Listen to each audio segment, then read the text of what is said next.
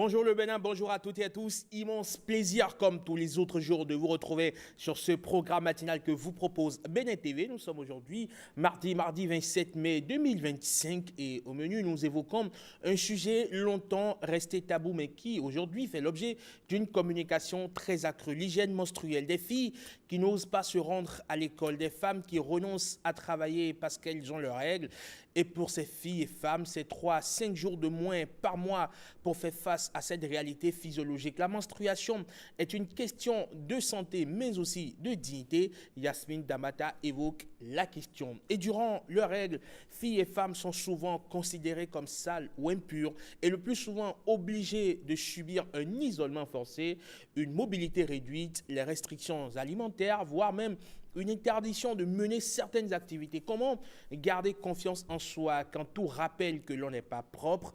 Comment vaincre le sentiment d'exclusion, parfois même d'auto-exclusion? Des associations et des volontaires travaillent à changer la donne, des militantes engagées dans leur communauté pour améliorer l'accès des femmes aux soins, déconstruire des fausses croyances. Vous verrez le combat de certaines d'entre elles qui tentent de briser les tabous et les mythes. On vous parlera aussi d'un mal gênant, les dysfonctionnements érectiles qui touchent 150 millions d'hommes à travers le monde, encore trop souvent qualifiés de manière péjorative d'impuissance. Il implique un très fort retentissement sur la qualité de vie et toucherait un homme sur 3 après 40 ans. Mais la bonne nouvelle est que ça se soigne. Au Bénin, il y a même une mission internationale de chirurgie qui est en cours pour donner une seconde vie aux patients. Vous aurez de plus en détails dans cette émission. Génial Afouda, bonjour. Bonjour Herman. Comment allez-vous? Bien et vous-même? Ça va, un plaisir de vous retrouver sur la matinale. Comme d'habitude, pour ce que vous savez, le bulletin. Voilà. Absolument. Le bulletin d'information, c'est tout de suite.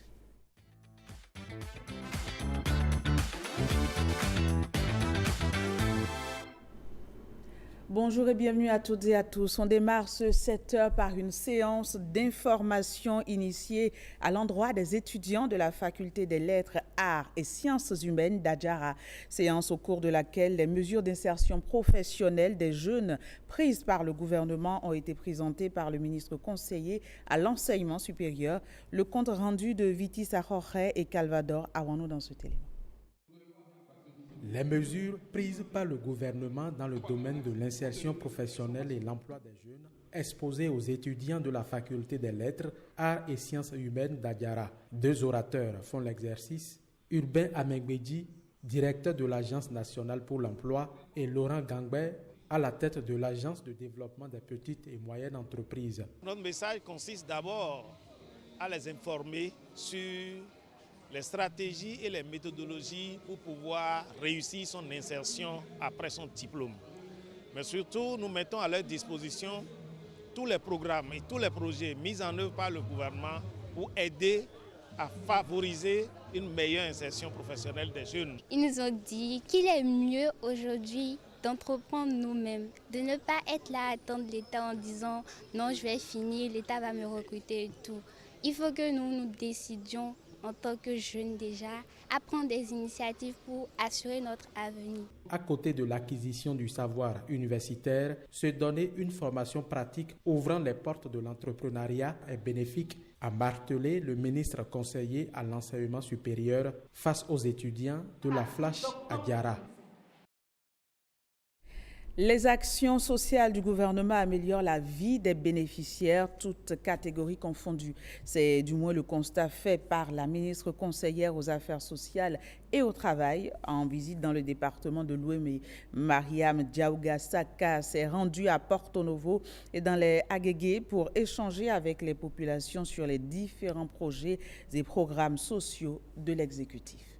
C'est par une séance de travail à la préfecture de Porto Novo que le ministre conseiller aux Affaires sociales et au Travail démarre sa visite dans le département de l'Ouémé. Madame le ministre, nous avons la pleine conviction que votre arrivée dans le département va contribuer fortement à l'amélioration et la revitalisation du secteur des affaires sociales et de la microfinance. À Porto Novo, les bénéficiaires du projet Suède, Arch et Azoli apprécient ces actions sociales du gouvernement qui impactent positivement leur quotidien.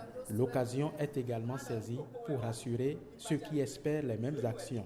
Le projet H aujourd'hui qui travaille pour la protection sociale avec la carte d'assurance maladie qui permet d'avoir accès aux soins gratuitement. Donc pour vous qui n'aviez pas cette carte, sachez qu'il aura une deuxième phase. Après Porto Novo, cap est mis sur les Agégués. Dans cette commune semi-lacustre s'étendant sur 103 km² avec plus de 44 000 habitants selon le 4e recensement général de la population et de l'habitat, les filets sociaux du gouvernement viennent fortement en appui aux populations. Elles en témoignent en langue nationale Wemengbe et Tofingbe. Je voudrais que vous sachiez que ça, c'est le social et c'est le retournement social.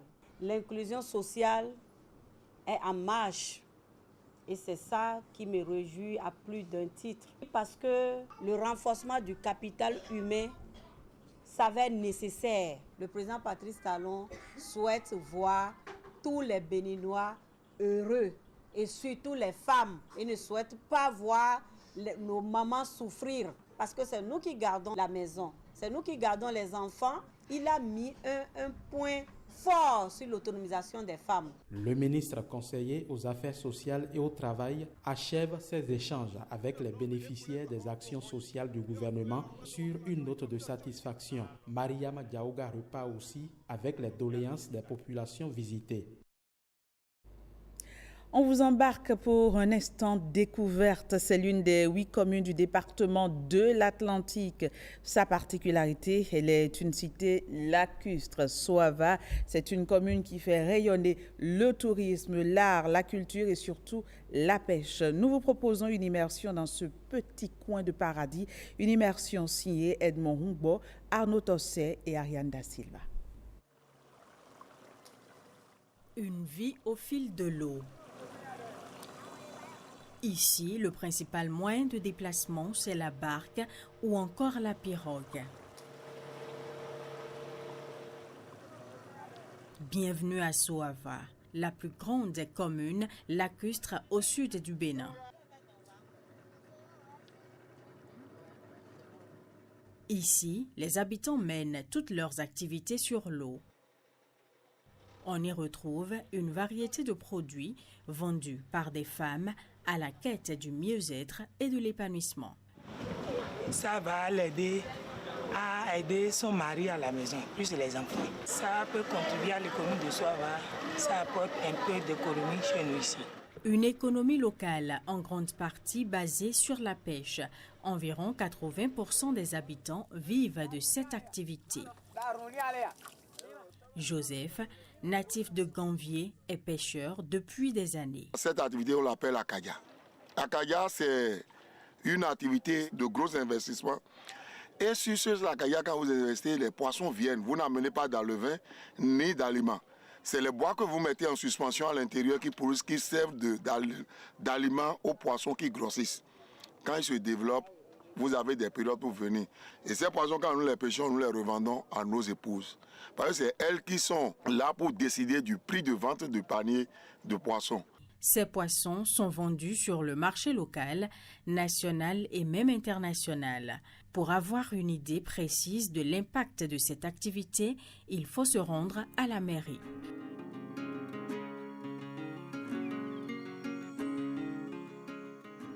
Les poissons que nous pêchons ici sont revendus dans les marchés de Cotonou, Saint-Michel, Gari, Tokpa, Abomey-Calavi, même des fois jusqu'au Nigeria. Si je prends l'année 2023, nous sommes à 33 tonnes de poissons, c'est-à-dire les tilapias et les clarias. Et si nous prenons l'année 2024, nous sommes à 34 tonnes de poissons. Une économie locale impactée. Je paie le droit d'Akadia et je paie d'autres taxes. Maintenant que moi j'ai fait plantation, c'est des manœuvres qui viennent travailler pour moi. Tous ceux-là seront payés à la fin. Je crois que je suis en train de contribuer au développement de ma commune à ma manière. Mais au-delà, l'art, la culture et le tourisme sont aussi des atouts significatifs pour Soava. Au niveau de l'art, nous avons 10%. Au niveau de la culture, nous avons aussi 10%. Au niveau du tourisme, ça fait 20%. Pour renforcer ce potentiel, le gouvernement décide de réinventer Gambier à travers un projet. Vous allez découvrir des infrastructures qui sont en cours de réalisation aujourd'hui. La maison de la francophonie, les boutiques artisanales, le grand terrain de sport, le grand hôpital de la commune, toutes choses qui participent aujourd'hui à la visibilité du volet touristique au niveau de la commune de Soava. Réinventer la cité lacustre de Gambier aujourd'hui, c'est une merveille pour toute la commune de Soava.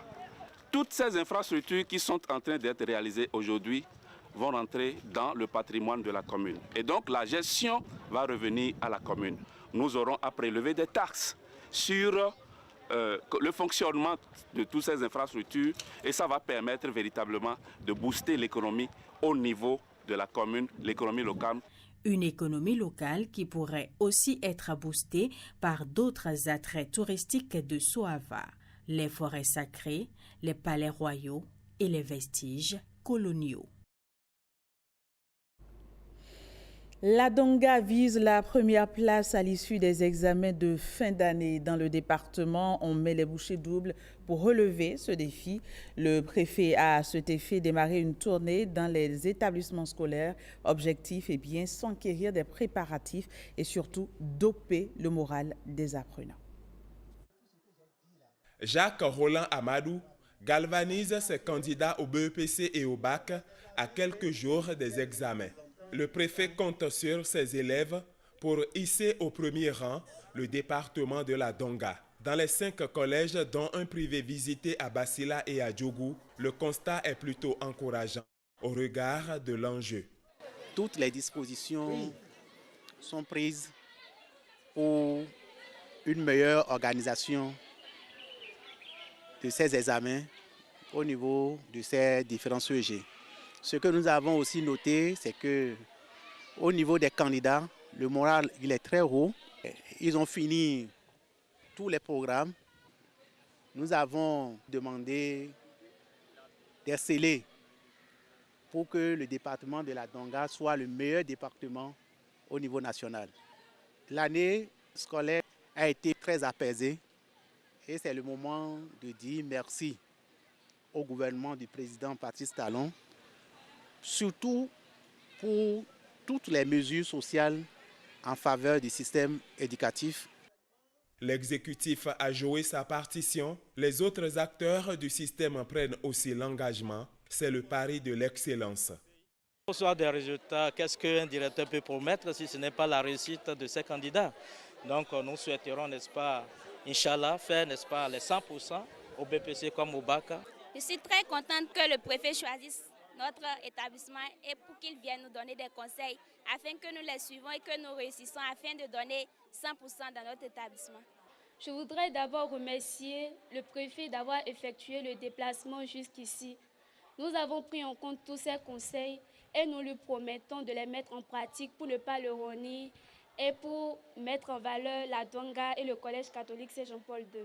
Nous sommes conscients de tout ce que vous faites pour nous. Monsieur le directeur, nous vous promettons de vous envoyer à la présidence cette année 2025. Nous avons déjà eu vent de ce que l'administration nous finance par rapport au TD et principalement le préfet, sans oublier la mairie. Donc nous lui promettons la réussite et rien que la réussite, nous lui promettons d'avoir de très bonnes mentions ici, les mentions excellentes. L'autorité préfectorale donne rendez-vous aux candidats et aux enseignants des collèges de Kopargo et de Waké dans les tout prochains jours. On reste avec les acteurs du monde scolaire. Encourager les jeunes à la culture de la recherche et de l'innovation. L'ONG Promo Éducation et Loisirs, en partenariat avec la mairie de Cotonou, travaille dans ce sens. À cet effet, la 20e édition du jeu concours basé sur la culture générale s'est déroulée samedi dernier à Cotonou. Une initiative qui vise à stimuler chez les apprenants le goût de la recherche. Gilles Dansou. Développer le goût de la recherche chez les apprenants, mettre en lumière les talents qui veillent en eux. Telle est l'ambition de l'ONG Promo Éducation et Loisirs. La 20e édition du jeu concours Culture Générale s'est déroulée à Cotonou, une initiative soutenue par la mairie de Cotonou. Le maire ne fait que mettre ses pas dans les pas de son Excellence, le président Patrice Talon, qui fait déjà beaucoup pour notre éducation. L'objectif de ce jeu, c'est de développer le goût de recherche chez les apprenants, de les amener à se documenter, de les amener à chercher et à fouiller. Et le fruit des travaux de recherche, le fruit des résultats et des bons résultats, c'est ça qu'on est en train de célébrer aujourd'hui. Le tout converge vers la promotion de l'excellence.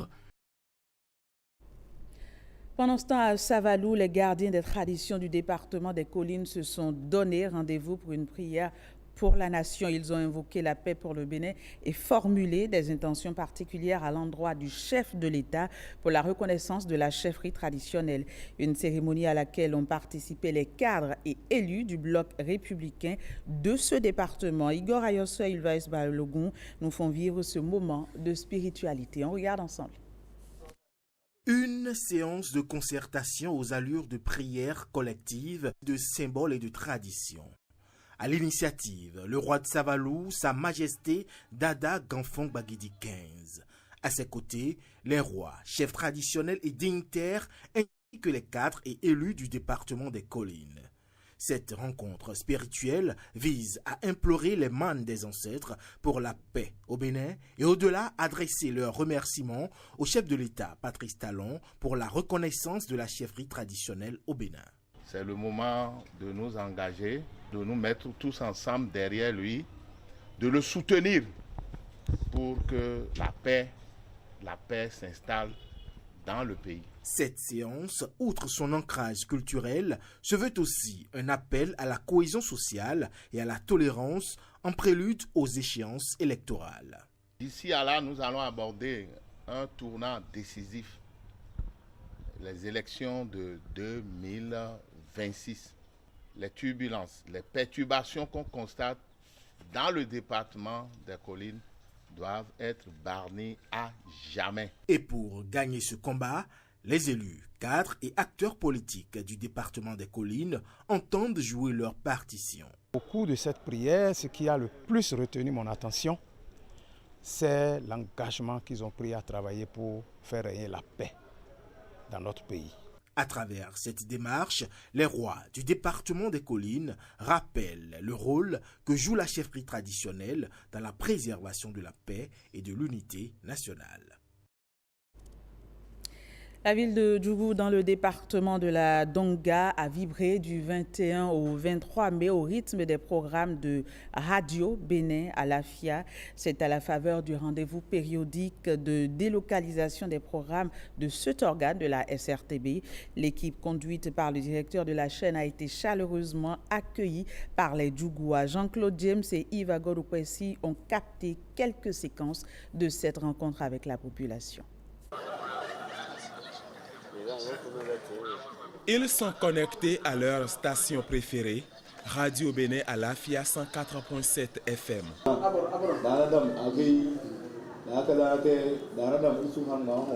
Ces deux auditeurs et les autres qui ont répondu présents à l'appel de la délocalisation des programmes entendent la voix et découvrent le visage des animateurs de l'émission Entre Confrères, animée en langue d'Indi. Oseni Alidou, Catherine Tawes, Pascaline Kora, Lao Yerima Daouda et Mohamed Sadikou parlent de la contribution de la femme au foyer et de la jalousie depuis Djougou. La délocalisation, c'est une activité récurrente. Et à Radio Bénin à l'AFIA, nous en avons fait un défi que nous relevons chaque année. L'accueil a été des plus chaleureux. Nous avons eu des populations très enthousiastes de voir enfin les journalistes, ceux avec qui ils échangent à travers les ondes, mais qu'ils n'ont jamais eu la chance de rencontrer. Du côté des élus locaux, ça a été également un accueil très très chaleureux. Djougou nous a montré que nous ne nous sommes pas trompés en choisissant de venir découvrir les réalités locales. Et effectivement, pour immortaliser ces moments, il y a eu plein de selfies. Pendant 3 jours, la radio au service du développement a réalisé ses différentes émissions sous le regard admiratif de la population de la cité des Pétoni. Vraiment, on est très contente parce qu'on entend leur voix. On n'a jamais vu les journalistes. Mais aujourd'hui, tout le monde est présent. Seulement, c'est un seul, on n'a pas vu, Sortima Méré, et ça nous a fait mal. Vraiment, longue vie pour Béné Alafia, pour le directeur de Béné Alafia aussi. Longue vie à notre président Patrice Talon. Je n'ai pas une radio sauf la radio Béné Alafia. Tous les autres qui sont dans la radio, qui travaillent dans la radio, je ne les connais pas. Mais comme c'est à Djougou, ils sont arrivés là, ça me fait plaisir. Avec Djougou, nous pensons créer d'autres centres d'intérêt, d'autres émissions, compte tenu de certaines réalités que nous avons découvertes sur place. Le projet d'une deuxième délocalisation des programmes de Radio Béné Alafia est déjà en cours. La ville de Boyikon, dans le département du Zou, pourrait accueillir en juillet l'équipe de la 104.7 FM.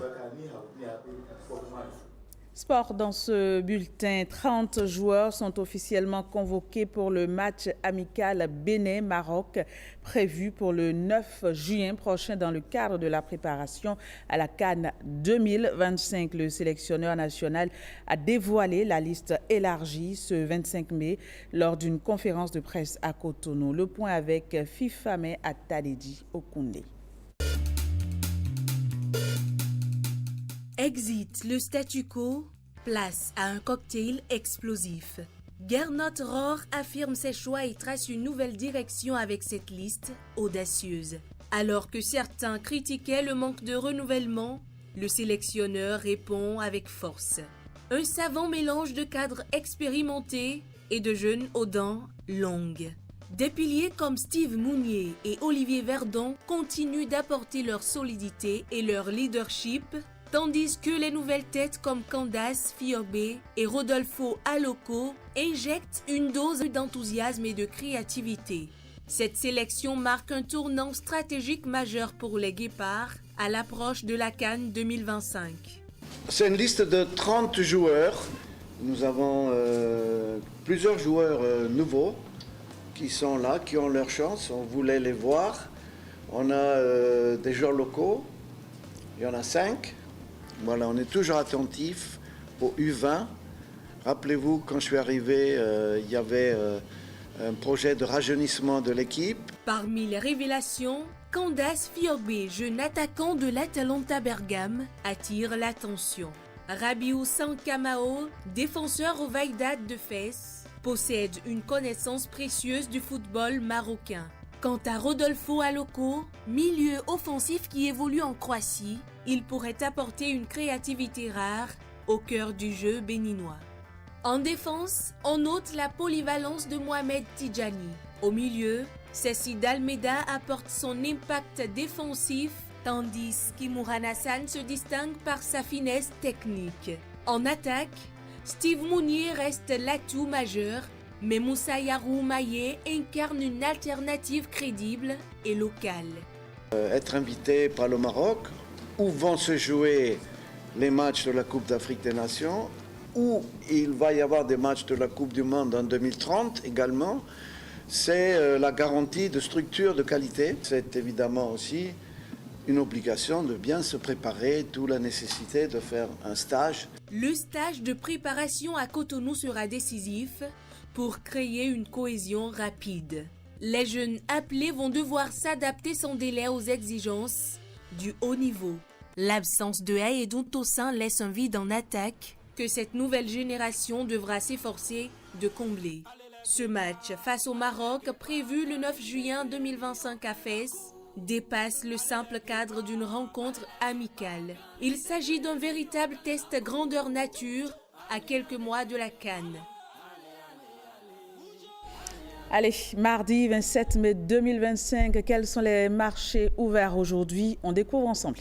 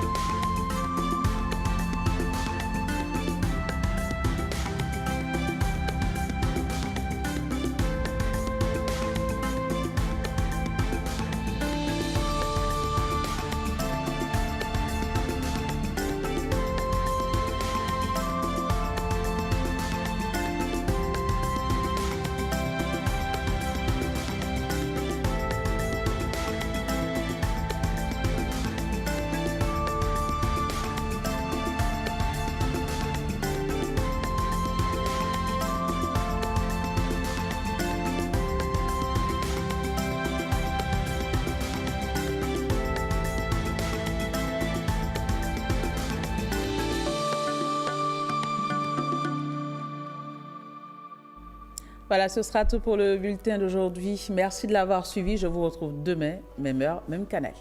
Merci à vous, Génial. On se retrouve demain.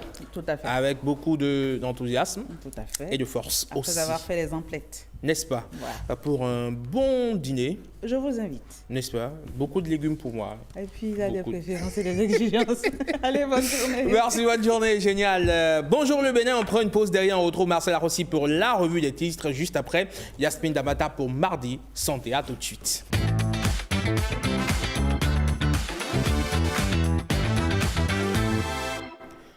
Voyons voir à présent ce que disent les journaux de l'actualité d'ici et d'ailleurs. Marcel, bonjour. Herman, bonjour. Bonjour à tous. On ouvre ce bal avec le quotidien de service public La Nation. Très bien, vous l'avez compris. Voici donc à la une du quotidien de service public ainsi qu'à la une de tous les quotidiens parus et parvenus à notre rédaction ce jour, mardi, autant pour moi, 27 mai 2025. Commercialisation du cajou, une campagne soumise à un suivi rigoureux. Maison d'arrêt et prison en République du Bénin. Les nouvelles conditions de visite aux détenus sont à découvrir dans les colonnes du quotidien de service public aujourd'hui. Le matinal, élection générale de 2026 au Bénin, l'inévitable débâcle de l'opposition, tête à tête entre Diogbenou et Humbedi hier, formation et emploi des jeunes vers un partenariat entre le CFL et le groupe KDK à la une de le matinal. Le meilleur aujourd'hui, mission d'évaluation des centres de formation sportive. Une délégation du ministère des Sports s'imprègne du travail de Alumni Academy Foot. 13e Forum mondial de la coopération industrielle WCI 2025 en Turquie. Les hommes d'affaires béninois attendus à Istanbul les 13 et 14 août 2025. Fraternité. Développement du sport scolaire, la valeur du Bénin sur la scène internationale, le CEG Saint-Rita, un bastion de football scolaire. Rino Séverin d'Anra, notre défi, c'est d'aller très loin dans nos compétitions et de les remporter. Matin libre, SOS prison civile de Misraïté, Rekia Madougou, son état de santé se détériora selon Matin libre. Revirement politique, ce qui fait courir Mbedi et son PRD. Envie de savoir, lisez Matin libre d'aujourd'hui. Le pays émergent, critères d'octroi des subventions aux clubs et fédérations sportives pour le compte de l'année 2025. Le président de la Fédération béninoise de football, Mathurin de Chacus, et son comité exécutif dénoncent une inégalité et appellent au respect de l'arrêté déjà en vigueur. Nécessité pour le ministre Benoît Dato de revoir la copie et de prendre en considération les cris de cœur des dirigeants béninois selon le pays émergent. L'emblème du jour, lancement officiel de la formation des militants de base dans l'Ouémé et le plateau. Vlavonou, Honsa, Renvoy Bla et leur père donnent le top. L'économiste du Bénin emploie des signaux positifs dans un contexte encore fragile. Projet, un artisan, une vie réussie. SIF Group et facilitateurs passent en revue les progrès pédagogiques et défis. Info matin, rencontre Mbedi Diogbenou, une tentative de la dernière chance. Point d'interrogation. Le pays, l'ex-président congolais à Goma, Kabila, tombe le masque. Les choses sont allées très vite en République démocratique du Congo, c'est le moins que l'on puisse dire. Le pays encore, dialogue national au Sénégal, calcul politique ou volonté d'assainir. Ces dialogues sont prévus pour le 28 mai, donc demain, et ce jusqu'au 4 juin. Voilà pour les titres. La revue de presse dans un instant. A tout de suite, Marcel aussi. À tout de suite. Derrière vous, on retrouve Yasmine Damata pour sa chronique santé sur Bonjour le Bénin.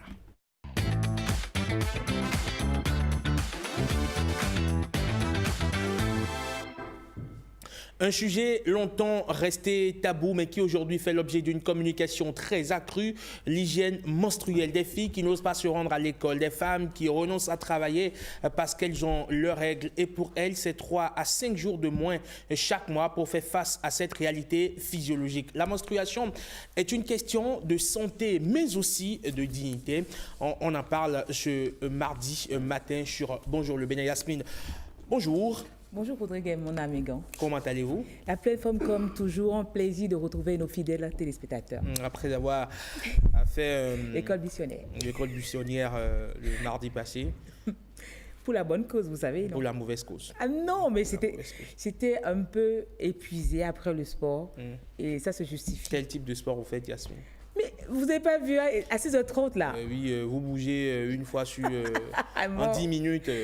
Depuis que je vous ai tendu la pêche de venir, mais je ne vous ai pas vu.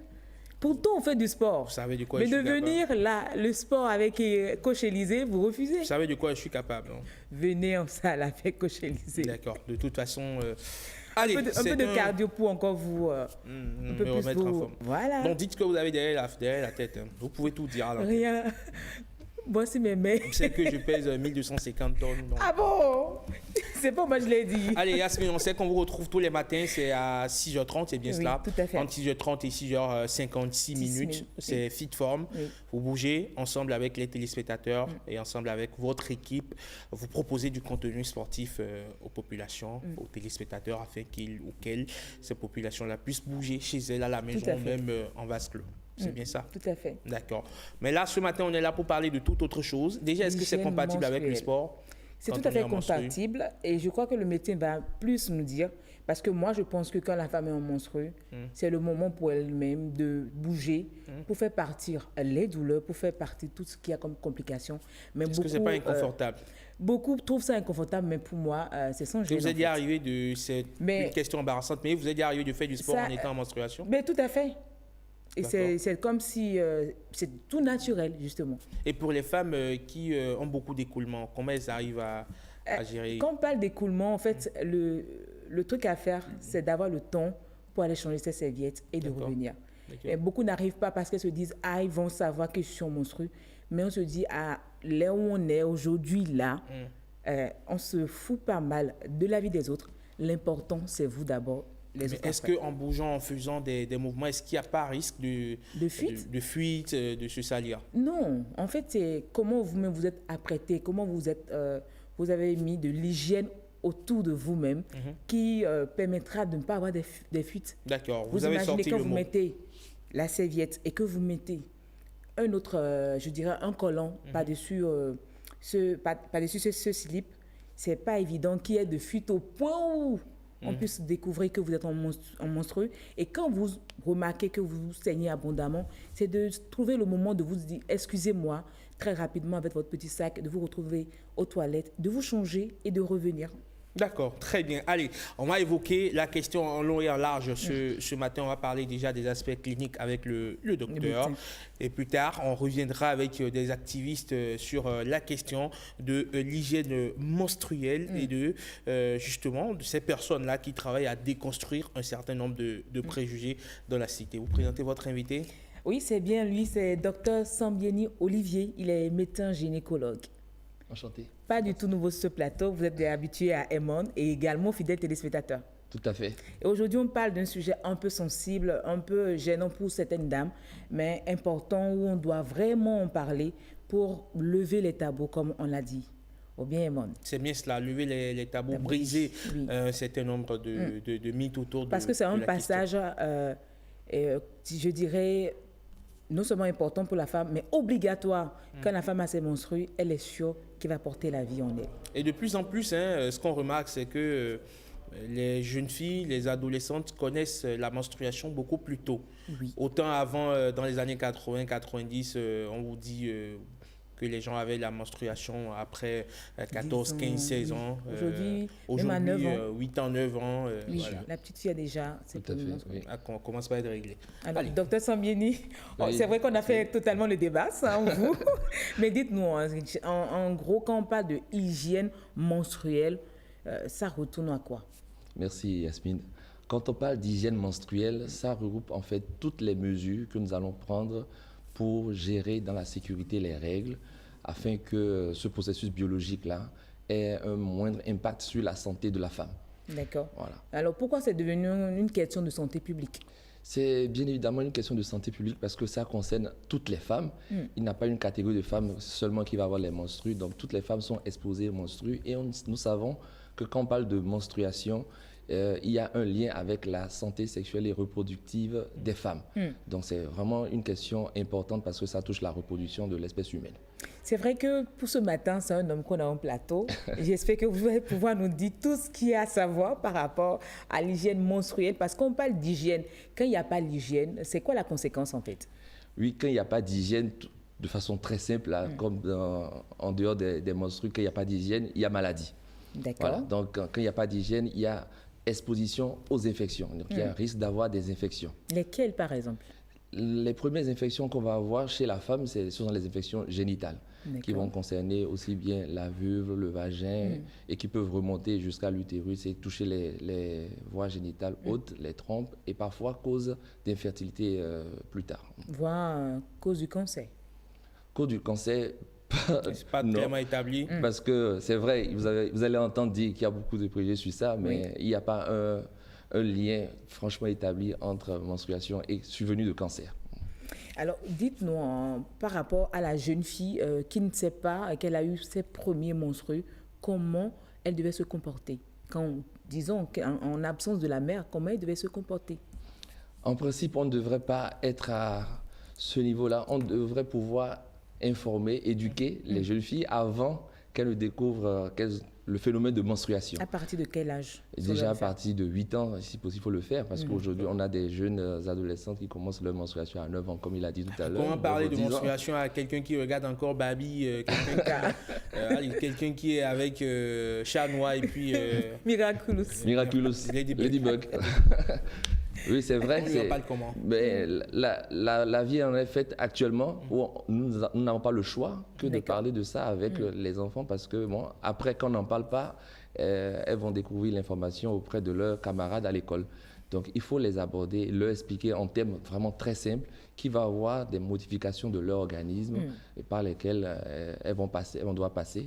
Et il va arriver un moment où elle va constater des traces de sang dans son slip, que ça ne l'effraie pas, et surtout qu'elle aille informer sa mère de la survenue donc, de ce saignement-là. Et des dispositions seront prises pour que cela ne lui pose aucun problème. Donc, là, c'est le cas d'une fille qui a sa maman à côté. Tout à fait, oui. Et pour cette fille qui n'a pas sa mère et qui n'a que son papa, comment vous, en tant que papa, je voudrais que vous adressiez un message là à cette petite fille qui ne sait rien des menstrues, qui ne sait rien de l'hygiène des menstrues et qui ce matin, par exemple, se retrouve à saigner. Parlez-lui directement pour nous. À cette petite fille qui se retrouve dans cette situation, je lui dirais qu'il n'y a pas à s'inquiéter. D'accord. La présence du sang... la présence du sang n'est pas due à une blessure. Ce n'est pas un traumatisme qu'elle a subi, c'est un phénomène normal. Et qui va arriver des moments où elle va toujours retrouver ce genre de saignement-là et que ça ne pose en rien un problème sur sa santé. Et l'important est qu'elle en parle et qu'on sera disposé à lui apporter les moyens nécessaires pour se sentir bien dans cette période où elle a les menstrues. Voilà. Et c'est pour ces moments qui disent à ces enfants, à ces filles que dès qu'elles ont leur menstrue et qu'elles jettent le regard sur un homme, elles tombent enceintes. Vous dites quoi? Je crois que c'est pas bien dit souvent. Et ça fait que, vous savez, quand vous cachez une information à un enfant, il essaie de découvrir finalement l'information ailleurs. Donc, il vaut mieux expliquer clairement de quoi il en est. Il faut dire tout simplement que dès que la fille, elle commence par avoir ses menstrues, elle a un risque de tomber enceinte si elle commence par avoir une activité sexuelle. D'accord. Voilà. Donc, c'est tout simple. Une activité sexuelle risque de grossesse parce que, voilà, à un moment donné de son cycle, elle passe par une période d'ovulation et dans cette période-là, il va avoir une rencontre entre le spermatozoïde et l'ovule qu'elle va libérer qui va pouvoir lui donner une grossesse. Donc, si elle n'est pas prête à avoir une grossesse, va falloir donc prendre des mesures pour qu'à partir de cet instant-là, elle évite tout ce qui peut la mettre en situation d'avoir une grossesse non désirée. Voilà. Là, c'est à la petite fille qu'on dit ça ou à la jeune fille? À la jeune adolescente. Il a fait la synthèse. Donc, à la fois la fille... D'accord. Alors, dites-nous, en termes d'hygiène, qu'est-ce que ça regroupe quoi? Pour une jeune fille qui n'a pas d'hygiène menstruelle, ça regroupe quoi? Elle doit avoir quoi dans sa petite boîte? Voilà, quand on parle d'hygiène, on a tout de suite en vue les serviettes hygiéniques. Mais au-delà des serviettes hygiéniques, il y a l'accessibilité à l'eau, du savon, parce qu'il faut quand même se nettoyer.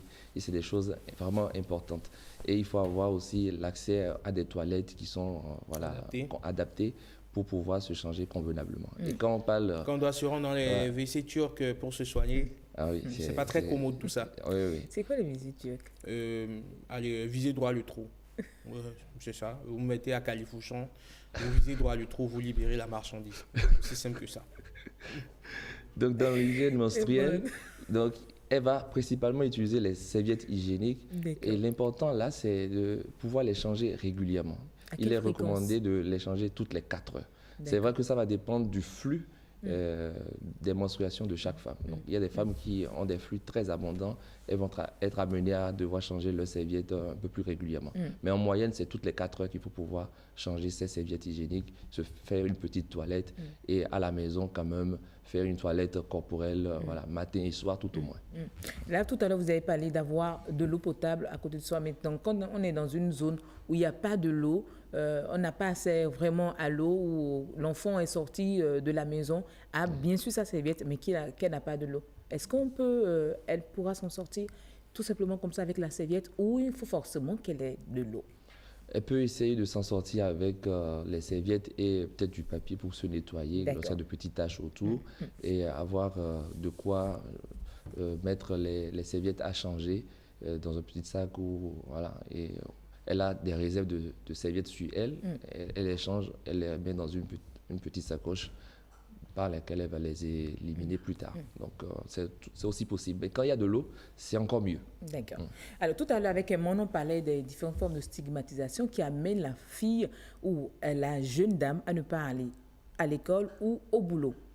Est-ce que vous en connaissez? Est-ce qu'il vous est déjà arrivé d'avoir de ces patientes qui se plaignent et qui ont réellement envie de ne plus saigner juste à cause de cette stigmatisation? Justement, il y a des femmes, des jeunes filles du moins, qui se sont retrouvées tachées à l'école parce qu'elles n'avaient pas pris les précautions. Voilà. Et là, vous savez, en classe, c'est toujours la risée. On aime se moquer facilement. Et puisque dans les pensées des élèves, ça fait impureté. C'est-à-dire une fille qu'on retrouve souillée de sang, en griffe, elle est sale. C'est vrai que c'est vraiment très inconfortable. C'est très inconfortable pour les filles. Donc, elles se retrouvent dans une situation où elles ne souhaitent plus revivre ces genres d'expériences-là. Donc, elles préfèrent parfois rester à la maison et passer ce temps de menstruation tranquille, loin des surprises et revenir à l'école. Alors, une bonne hygiène menstruelle, forcément, docteur, passe par la maîtrise du cycle menstruel. Davantage pour les jeunes filles, parce que c'est ça qui m'intéresse. Lorsqu'on a un âge beaucoup plus avancé ou lorsqu'on a commencé par avoir les menstruations il y a longtemps, on maîtrise plus ou moins bien le principe. Mais pour les jeunes filles, les adolescentes, celles qui découvrent la menstruation, comment est-ce qu'on leur explique le cycle normal de la femme pour qu'elles comprennent, qu'elles commencent déjà par s'adapter, par faire ses calculs, par savoir qu'il faut avoir un calendrier. Comment vous appelez ça déjà? Un calendrier quoi? Un calendrier tout simplement. Un calendrier, d'accord. Est-ce que je peux me donner à l'exercice déjà, répondre et voir avec le docteur si ça compte? Oui, allez-y. Je propose qu'elle ait un calendrier où chaque mois déjà, elle note quand est-ce que le premier saignement ça a commencé. Et quand elle a les pertes blanches, c'est ce qu'on dit, quand on a fini son cycle, on a de ces pertes vers la fin, qu'elle note également.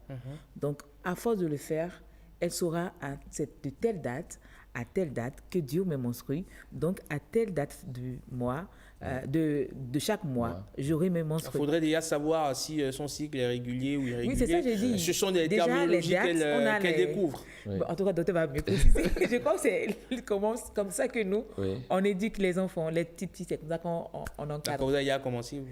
Bon, je n'ai pas de filles. Ah, d'accord. Mais quand on va pour des sensibilisations. Oui, je vais revenir sur la question en disant que c'est au début de la menstruation, les cycles sont irréguliers. Donc, la fille peut avoir une menstruation peut-être tous les 2 mois, tous les 3 mois. Et c'est avec le temps que ça va devenir mensuel. Et quand ça devient mensuel, la manière dont il faut se retrouver est très simple. On fait un petit exercice sur 3 mois, par exemple. Donc, au premier mois, on note, comme elle a dit, le premier jour des menstruations dans le carnet et dans le calendrier du moins. Et au 2e mois, elle fait pareil, 3e mois, elle fait pareil. Ça lui permet, au bout de 3 mois, de voir en moyenne combien de jours dure son cycle, du début des règles aux prochaines menstrues. Donc ça peut faire 28 jours, ça peut faire 30 jours, 31 jours. Donc sur 3 mois, on a plus ou moins une moyenne. Ça permet à la jeune fille de se retrouver désormais à mon cycle tourne autour de 25 jours, 25, 26 jours. Et là, déjà le 22e, 23e jour, elle s'attend à passer menstruer, elle prend les dispositions à l'avance pour ne pas être surprise quand elle est en cours et en classe. Mais comment ces autorités dans les écoles peuvent réellement accompagner ces petites filles qui ont déjà leur menstru et qu'elles soient à l'aise à l'école? Ouais, je crois qu'il faut que chaque établissement ait quand même mette en place une personne, une dame de préférence, ou un système ou une infirmerie où ces jeunes filles-là peuvent aborder librement ces personnes-là qui vont leur apporter les conseils nécessaires à la gestion de ces menstrues-là, parce que c'est vraiment difficile dans les établissements. Imaginez-vous que vous êtes une jeune fille, elle se retrouve au CM2, elle a 1 mètre, elle ne sait pas comment parler de ça à 1 mètre. C'est ça la difficulté en fait, quand on se retrouve face à un homme et qu'on a l'habitude de parler à une femme de ses problèmes. Oui, donc c'est un peu difficile. Donc, il faut anticiper en fait, anticiper et déjà commencer par identifier des personnes qui vont aborder déjà ces thématiques-là en classe pour que les jeunes filles, quand elles se retrouvent dans cette situation, elles aient l'accès facile à ces personnes qui seront clairement identifiées pour poser leurs problèmes et qu'en classe, on puisse les aider. Et quand ça survient par surprise, il faut qu'il y ait des dispositions déjà prises par les établissements pour aider la jeune fille à se mettre au propre rapidement avant de rentrer à la maison. Mais quand on va dans les écoles, notamment les écoles publiques. Les toilettes, c'est pas forcément le lieu le plus... qu'on a envie de visiter le plus. Hein. On sait tous la configuration. C'est pas forcément compatible avec l'hygiène déjà. À la maison. Comment est-ce qu'on fait alors pour ces jeunes filles-là qui fréquentent dans ces établissements et qui sont amenées justement à faire face à cette réalité physiologique-là au moins quelques jours dans le mois, tous les mois? Oui, et ce n'est pas que les écoles publiques, parce qu'il y a même des écoles privées où l'hygiène n'est pas vraiment top. Je crois que les parents d'élèves devraient se lever et pouvoir interroger, quand même interpeller les autorités de ces écoles-là et dire nous voulons avoir de meilleures conditions pour nos enfants, pour que elles soient à l'aise lorsqu'elles sont dans ce genre de situation. En dehors des menstrues, on a besoin des toilettes aussi pour autre chose, donc on a besoin vraiment de confort, c'est vraiment important. Donc il y a ce que les parents d'élèves peuvent faire, il y a la prise de conscience des autorités de ces écoles-là elles-mêmes, et il y a également ce que nos autorités politiques peuvent faire comme répression pour obliger les établissements à quand même rester dans les normes en ce qui concerne l'utilisation l'aménagement des toilettes et des douches pour les enfants. Alors, en termes d'améliorer, par exemple, entre les infrastructures, entre l'éducation et l'accès à l'information de l'enfant, sur quoi doit-on mettre la priorité pour réellement faciliter la vie à ces filles? Je pense pour ma part que c'est premièrement l'accès à l'information aux enfants. Et tout ça va de pair, hein. Ça, c'est complémentaire, toutes ces actions-là. Donc, il faut informer, éduquer les enfants, au même moment prendre des dispositions pour que les établissements aient des mesures déjà mises en place pour accompagner les jeunes filles qui se retrouvent dans cette situation-là. Alors, pour finir, un message à l'endroit de ces jeunes filles et également de ces jeunes hommes qui voient ces jeunes filles et qui, à la limite, sont les bourreaux de ces jeunes filles au point où elles ne veulent pas avoir des menstrues et être à l'école. Un message à l'endroit de ces personnes.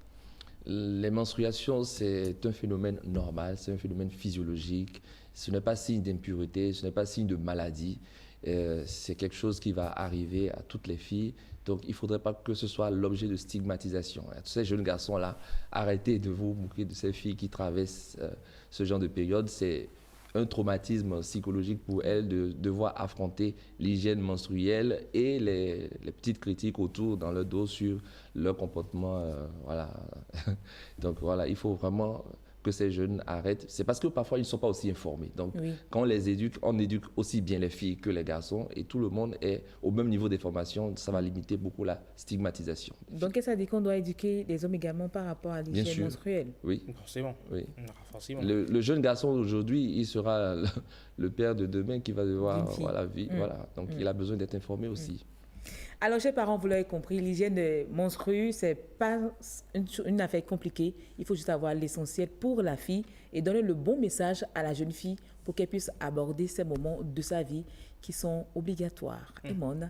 Merci Yasmine. On va continuer on va dire, la discussion tout à l'heure. On sera avec Madame Annick Nonoou, qui sera sur ce plateau tout à l'heure. Mais avant, on va retrouver William Apollinaire Tchoki pour parler environnement. Et pour boucler, on va dire, cette chronique, ou votre chronique santé, je voulais partager avec vous, on va dire, ces mots d'une jeune fille sur l'application TikTok, que je scrute par moment aussi, allez, pour m'évader un tout petit peu, où elle dit que les menstruations, ça devrait durer au plus 30 secondes. Donc, limite du genre, ok, t'es pas enceinte, ça fait au mois prochain. Voilà. T'es pas sérieux. Non, alors là, qu'elle dise pas ça, parce que c'est une manière... Vous plaisez-vous à être menstruée? C'est le moment pour la femme de libérer tout ce qu'elle a comme impureté. Est-ce que vous plaisez à être menstruée?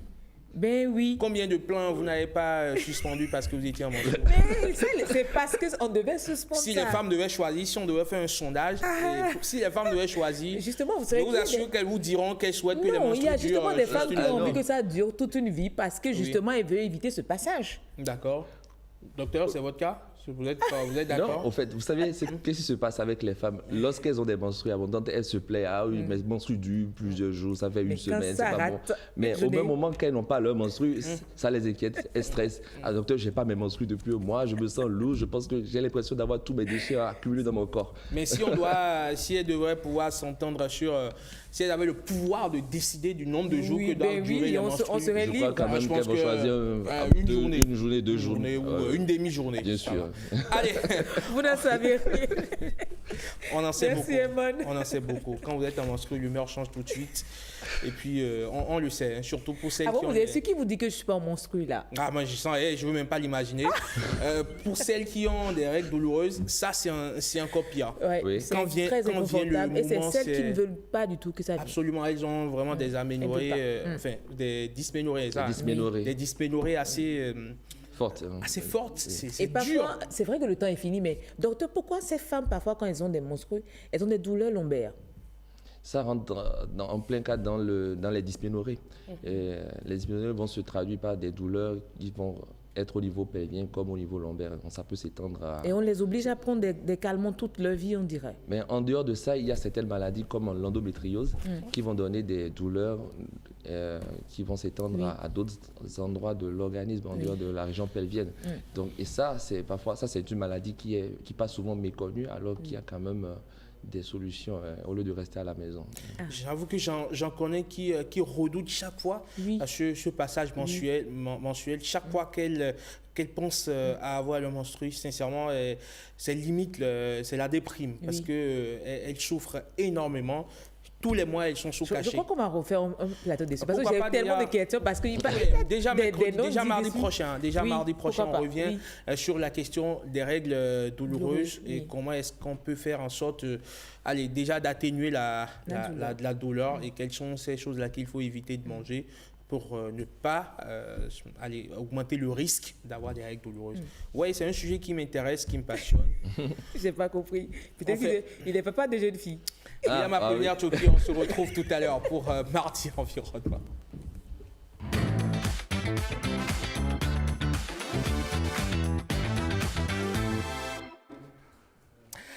Allez, on retrouve William Apollinaire Tchoki pour Mardi Environnement. William, bonjour. Bonjour, Herman Rodigamega. Comment allez-vous? Je vais super cool. Je vous ai vu avec beaucoup d'intérêt scruter le sujet avec attention. Ouais. Je sais que vous êtes dit à grand-père. Non, pas grand-père. Je suis pas encore grand-père. Ben, je suis père de filles, donc ça m'intéresse ce sujet. Ça m'intéresse beaucoup. Est-ce que c'est un sujet dont vous parlez avec vos filles? Ouais. J'en parle avec les filles parce donc que c'est le genre de papa, le papa cool. Ouais. Souvent même on en parle même avec la maman aussi, quoi, pour leur montrer que voilà, c'est un phénomène naturel, ça va venir. Il faut savoir s'y prendre, n'ayez pas peur, voilà. Donc pour moi, c'est le sujet, il faut en parler avec les filles pour ne pas les faire peur. Parce que souvent, moi je me rappelle quand j'étais sur les bancs, quand les camarades avaient la chose, pour moi c'était un peu bizarre. D'abord, comme tu l'as dit, quoi, quand elles sont dans les menstrues, on le sait. On le sait, donc vraiment elles sont dans des situations Vraiment, j'ai souvent pitié d'elle, en tout cas, j'avoue. Très bien. Alors, Will, allez, on va s'écarter de tout ce qui est menstruation. Non, on ne s'écarte pas de ça. C'est aussi bien pour tout. C'est bien. Il faut bien en parler parce que la manière de laquelle les gens en parlent, c'est ça qui fait peur. Ouais. Il faut dire que les menstrues libèrent la femme de ses impuretés. Tout à fait. Les menstrues leur redonnent une nouvelle vie. L'homme aussi en a besoin. Peut-être si Dieu peut lui donner l'occasion. Mais c'est sûr que peut-être que nous, on le fait autrement. C'est une occasion où tu te libères des déchets. Oui. C'est-à-dire que tu reprends une nouvelle forme, une nouvelle vie. C'est dans ce sens qu'il faut parler. Mais aujourd'hui, c'est pas fini. Mais si on demande aux hommes maintenant, est-ce que vous voulez être aussi en menstru, ils vont dire non. Oh, Dieu le demande. Moi en premier. Non, Dieu ne demande à personne. Moi, c'est un grand non. Dieu sait ce qui te convient. La femme qui n'a pas sa menstru ne va jamais avoir un bébé. Ah ouais, c'est vrai. Alors que le bébé, c'est un bonheur. Le bébé, c'est un bien. Ouais. Le bébé, c'est de cette manière qu'il faut sensibiliser les filles pour qu'elles sentent que les menstrues dans leur vie, c'est un bonheur. La femme qui arrive à avoir ses menstrues, elle doit se sentir heureuse. Si tu n'as pas tes menstrues, c'est qu'il vaut mieux pour toi de disparaître parce que tu Très bien, voilà, Monsieur Sabo. C'est pédagogique, ça. On va... J'aime bien quand M. Sabo s'y met, il est passionné. Il faut parler comme ça, sinon c'est pas bien. Dieu qui a créé l'homme, c'est ce qu'il lui faut. Dieu qui a créé la femme, c'est ce qu'il lui faut. Et c'est ça qu'il faut communiquer aux gens, quoi. Sinon c'est pas sérieux. On a 10 minutes chrono, vous venez de bouffer 2 minutes dans votre temps. C'est pas grave. D'accord. Le reste, vous allez parler de biodiversité, c'est ça. C'est bien cela. Alors, M. Sabo, M. Herman, sommes-nous toujours en harmonie avec la nature? Que faisons-nous face à la détresse environnementale? Écoutons-nous vraiment le cri de cœur de notre nature, de notre environnement. En tout cas, le 22 mai dernier, on a célébré encore la journée mondiale de la biodiversité, cette richesse sans laquelle la vie n'existerait pas, M. Sabo. Oui, bien sûr, c'est ça. Et le Bénin, cette fois-ci, a bien fait les choses. L'initiative a été prise vraiment par la Direction générale des eaux et forêts, avec ses cadres. Ils ont fait plusieurs choses, ils ont associé le privé, les ONG, la recherche, les communautés locales, et vraiment c'est tout ce que nous voulons. Mais après cette célébration, il faut voir maintenant les actes. C'est de ça qu'on parle. Il faut voir maintenant les actions. Qu'est-ce que nous faisons? C'est ce qui est le problème. Est-ce que nous faisons bien les choses? C'est sur ça que nous allons vraiment parler. Est-ce que nous avons compris ce qu'on appelle biodiversité pour nous, notre utilité? C'est de ça qu'il faut parler. Est-ce que nous savons les services que nous rend la biodiversité? C'est ça qu'il faut parler. Donc ça rentre dans l'éducation à tous les âges, ça rentre aussi dans la responsabilité des actes que nous posons tous les jours pour maintenir la vie autour de nous. Et voilà, c'est un peu de ça que nous devons parler normalement, quoi, c'est ça. Justement, je dis que ce tissu vivant de notre planète va très mal. Et très mal. Fait rien, très mal. C'est depuis 1992 que la communauté internationale s'est réunie pour dire mais ce que nous voyons, si nous taisons, ça ira de plus en plus mal. Et c'est pour cela que nous avons décidé, à l'unanimité, de nous donner une convention. Est-ce que la convention se passe bien? 20 ans après, rien n'a bougé. C'est-à-dire, et maintenant, on dit, depuis 2022, on est allé à Montréal pour dire, nous choisissons d'agir autrement. On a 23 cibles et avec des indicateurs précis. Et c'est de ça que nous allons parler, mais on ne voit rien venir. C'est ça qui m'inquiète. Nous devons voir la communauté internationale à partir de notre cadre de vie, à partir de notre village, à partir de notre pays.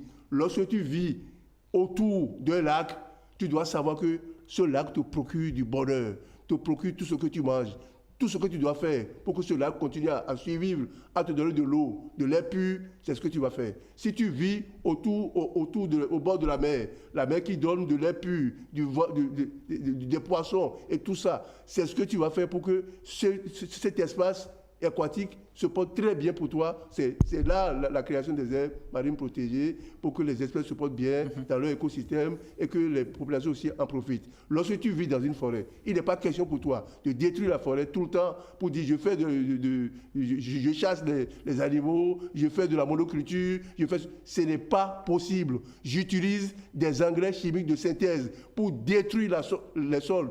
Vous voyez, c'est des sujets préoccupants qui ne sont pas seulement des sujets africains. c'est un sujet mondial et on réfléchit dessus. Mais nous sommes au regret de constater que dans notre pays et en Afrique, c'est exactement le contraire que nous faisons. On ne peut pas continuer à faire ça. Vous voyez, moi je suis surpris d'entendre. Je dois toujours dire ça. De le dire, ce n'est pas faire du mal à quelqu'un.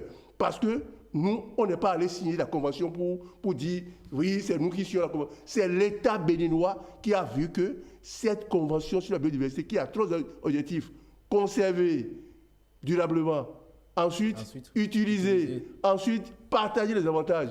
Ils n'ont rien fait parce que c'était trop général. Maintenant, depuis 2022, on dit, nous avons 23 cibles, dont la cible 7 nous dit, il faut d'ici à 2050, à 2030, réduire d'au moins 30%, 50% de l'utilisation des engrais chimiques, renoncer aux subventions qui sont nuisibles à la biodiversité.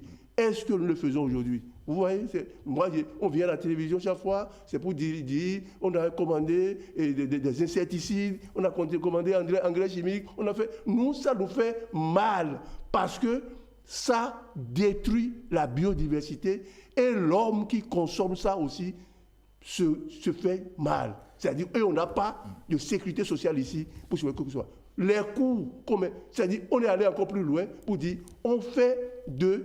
on utilise, on importe, on achète dans ce pays des semences hybrides, des semences du secret, des semences on a mis du secret. Mais ça coûte plus 7 fois, 8 fois, 10 fois plus cher pour le paysan. Et le consommateur aussi lui prend comme ça. Ça ne marche pas. Il faut le dire. Le dire, c'est accompagner nos décideurs à mieux comprendre les enjeux pour que les 23 cibles en 2030 retrouvent leur correspondance et leur aboutissement avec les ODD. Tout ça, c'est nous qui avons choisi pour dire nous y allons. Mais on y va, mais on ne pose aucun acte concret qui va dans le sens des conventions qu'on a signées. Justement, on ne comprend pas ce qui se passe. 2030, c'est dans quelques années, donc à peine 5 ans. Oui. Mais souvent, on ne comprend pas, du moins, on a comme impression qu'on n'a pas saisi encore le rôle combien important que joue la biodiversité. Par exemple, on parle d'oxygène, de nourriture, de médicaments, de matières premières.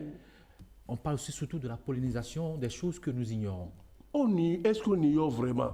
C'est ce que je constate. Est-ce que vous constatez, vous ne savez pas qu'en dehors de la production de miel, les abeilles sont des indicateurs du bien-être de la nature? Qui ne le sait pas? Les gens le savent. Mais pourtant, nous tuons chaque jour que les abeilles. C'est pour cela qu'on revient chaque année. Vous allez voir que les thèmes ne sont... Ici, c'est quoi? Vivre en harmonie avec la nature pour le développement durable. Est-ce qu'on a compris ce qu'on dit là maintenant? C'est compliqué ça? C'est pas compliqué. Toi-même tu sais. Je constate davantage si vous voulez. Non, c'est pas compliqué.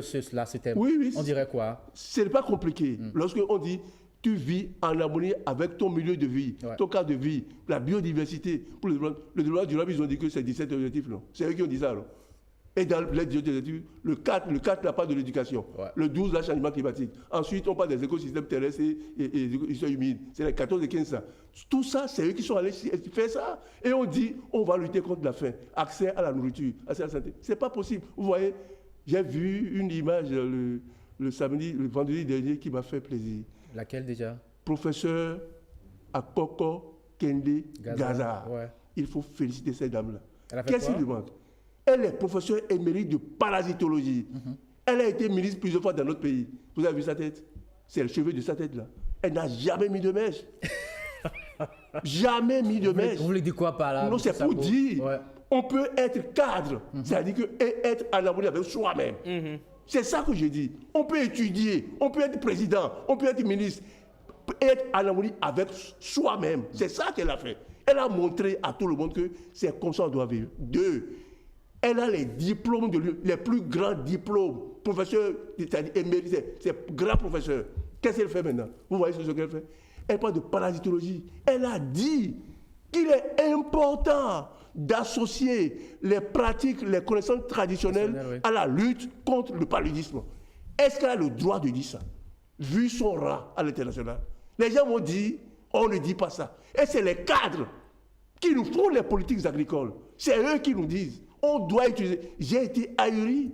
Vous savez qu'actuellement, il y a le salon de l'agriculture et de la production animale en Côte d'Ivoire. J'ai vu des gens qui viennent dire, oui, intelligence artificielle. que ça contribue à la production agricole. Et j'ai dit, qu'est-ce qu'il veut dire? On parle de drones. C'est du déjà vu. Les drones pulvérisent et vous n'avez aucun contrôle sur l'étendue des actions, des dégâts. On a déjà vu ça. On a vu Monsanto avec beaucoup de procès. Ça a tué déjà des cancers de peau et autres. On connaît tout ça. Et c'est maintenant qu'on nous ramène ça. Combien ça coûte un drone?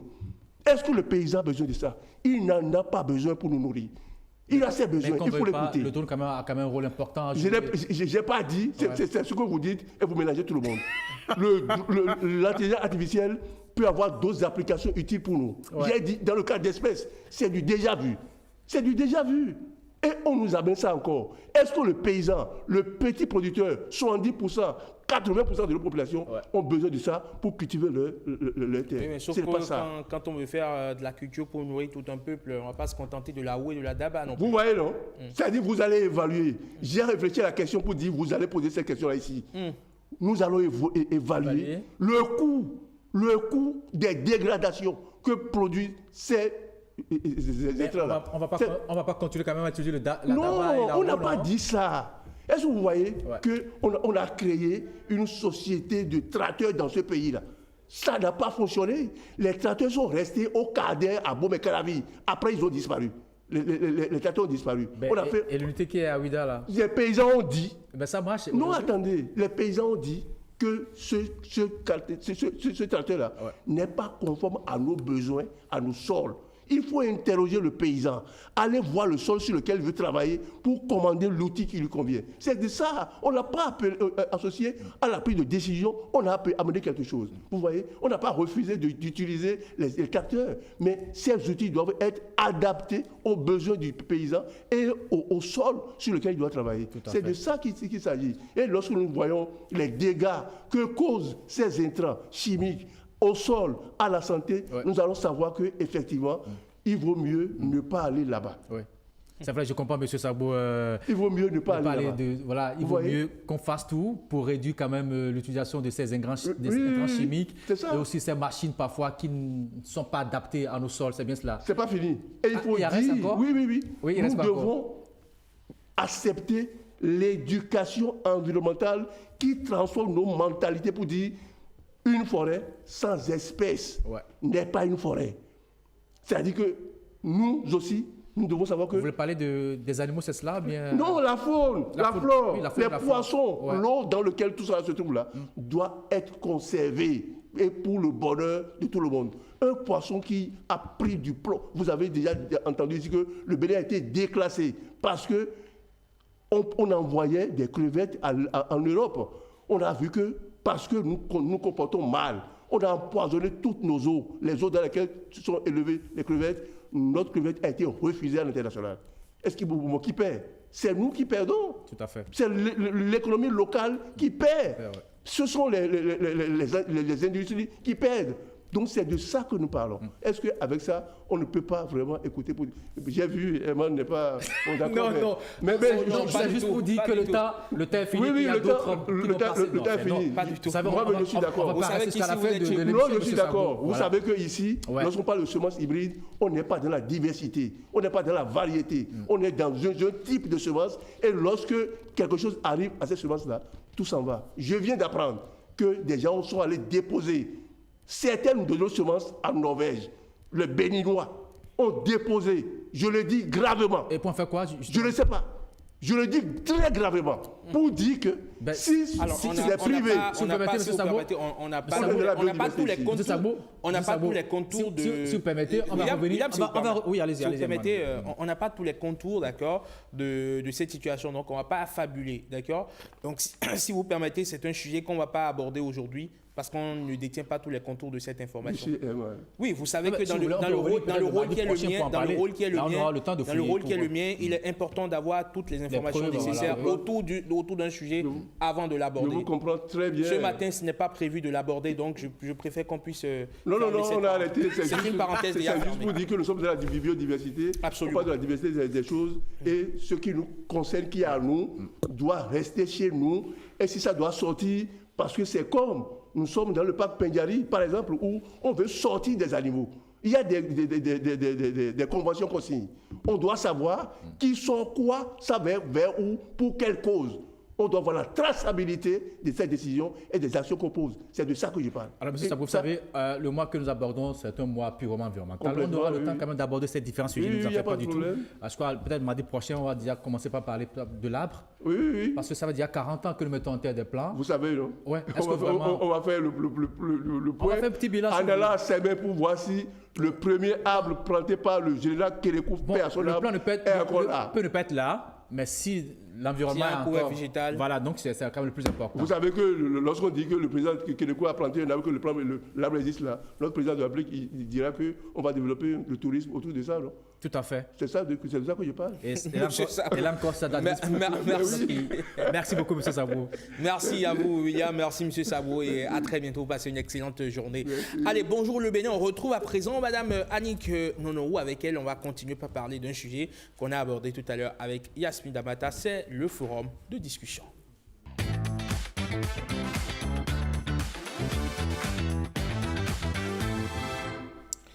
On vous avait parlé tout à l'heure des menstruations. Pendant leurs règles, filles et femmes sont souvent considérées comme sales ou impures et le plus souvent obligées de subir un isolement forcé, une mobilité réduite, des restrictions alimentaires, voire même une interdiction de mener certaines activités. Comment garder confiance en soi quand tout nous rappelle qu'on n'est pas propre? Comment vaincre ce sentiment d'exclusion, parfois même d'auto-exclusion? Des associations et des volontaires travaillent à changer la donne. Des militantes engagées dans leur communauté pour améliorer l'accès des femmes aux soins, déconstruire des fausses croyances. Vous verrez le combat de certaines d'entre elles qui tentent de briser des tabous et des mythes. Et j'ai le plaisir d'avoir une de ces Amazones avec moi sur ce plateau, Annick Nonorou. Elle est juriste, sage-femme, spécialiste en droits humains, présidente du réseau des soignants, amis des patients. Bonjour et bienvenue. Bonjour, monsieur le journaliste. Comment allez-vous? Je vais très bien. C'est un plaisir de vous recevoir sur Bonjour le Bénin. Ça fait un moment qu'on ne vous a pas eu, ici sur la matinale. Bien sûr. Alors, pour commencer, est-ce que vous pouvez partager avec nous votre expérience personnelle ou celle des femmes que vous avez accompagnées face aux stigmatisations et aux mythes qui entourent les menstruations? Comment ces croyances ont-elles impacté la vie de ces femmes-là? Bien sûr. En réalité, quand on parle de menstruation, on ne peut pas imaginer derrière tout ce que vivent les filles comme des violences. Et parler de mon expérience personnelle par rapport à des victimes que j'ai accompagnées, et je vais mettre un accent déjà sur quelques violences qu'elles ont subies et à quelle occasion nous avons pu travailler. Parlant déjà des violences afférentes à la mauvaise gestion de l'hygiène menstruelle, nous pouvons parler des violences verbales.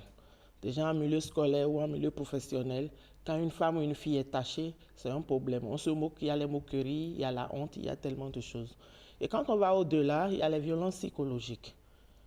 Quand la femme a honte, elle perd l'estime de soi, elle se dit qu'est-ce qu'on pense d'elle, et parfois elle a envie de se retirer, et ce qui n'est pas normal. Au-delà des violences psychologiques, nous avons les violences environnementales.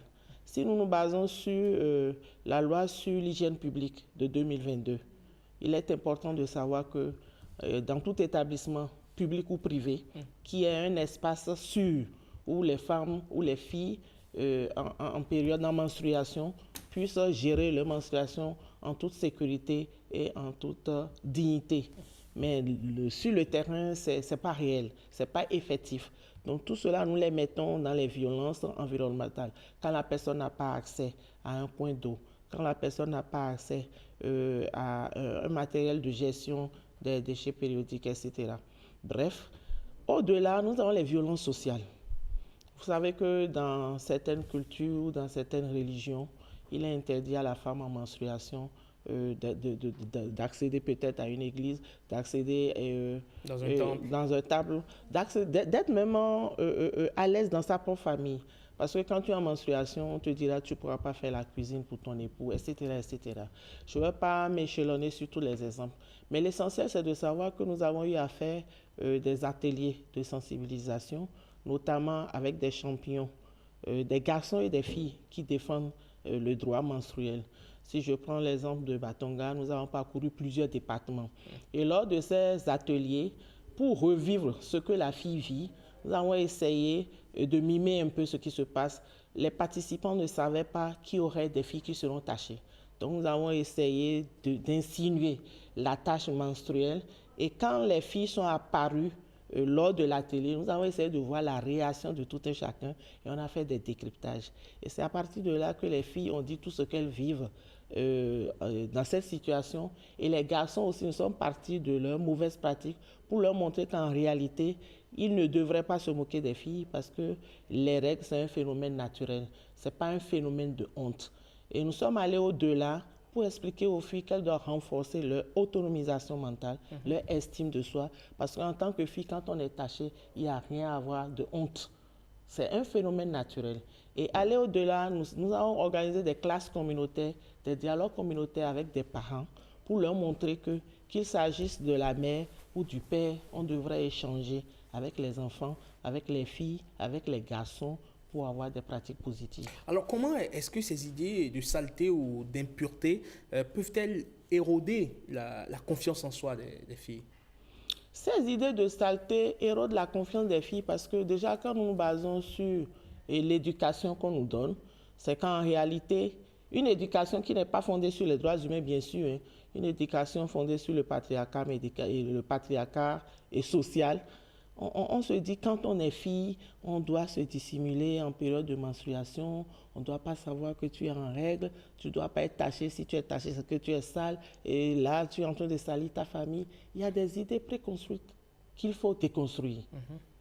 C'est sur ça que je peux. Et quand on s'attaque à ces idées-là, qui ont encore pion sur rue, hein, qui sont encore vraiment très bien installées dans certaines communautés, est-ce qu'on ne risque pas de se faire voir comme, on va dire, des gens qui vont contre la société? Ça, là, c'est vraiment ce à quoi on devrait s'attendre et qui n'est pas normal. Et je vous l'avoue, quand nous allons en dialogue communautaire, en classe communautaire, déjà pour aborder le sujet, si vous voyez la réaction des uns et des autres, vous comprenez déjà que c'est des idées qui sont très ancrées et que les gens ne veulent même pas qu'on déconstruise. Mais qu'on veuille ou non, on est obligé de continuer la déconstruction pour normaliser la menstruation. On sent que les individus, familles, communautés n'acceptent pas. Pour eux, nous sommes en Afrique et particulièrement au Bénin. Donc c'est comme si on est venu raconter les histoires des Blancs, on est venu changer des mentalités, alors que pour eux, c'est des choses à sauvegarder pour l'honneur de la femme, l'honneur de la famille, etc. Et quelles sont les stratégies justement que vous mettez en place pour sensibiliser le grand public alors et faire évoluer les mentalités sur la question? Et est-ce que la réception dans l'opinion est totalement positive? Je dirais que cette réponse est à deux manches. Quand nous prenons les jeunes, notamment ceux qui sont beaucoup plus habitués aux réseaux sociaux et autres, on sent que l'opinion est positive.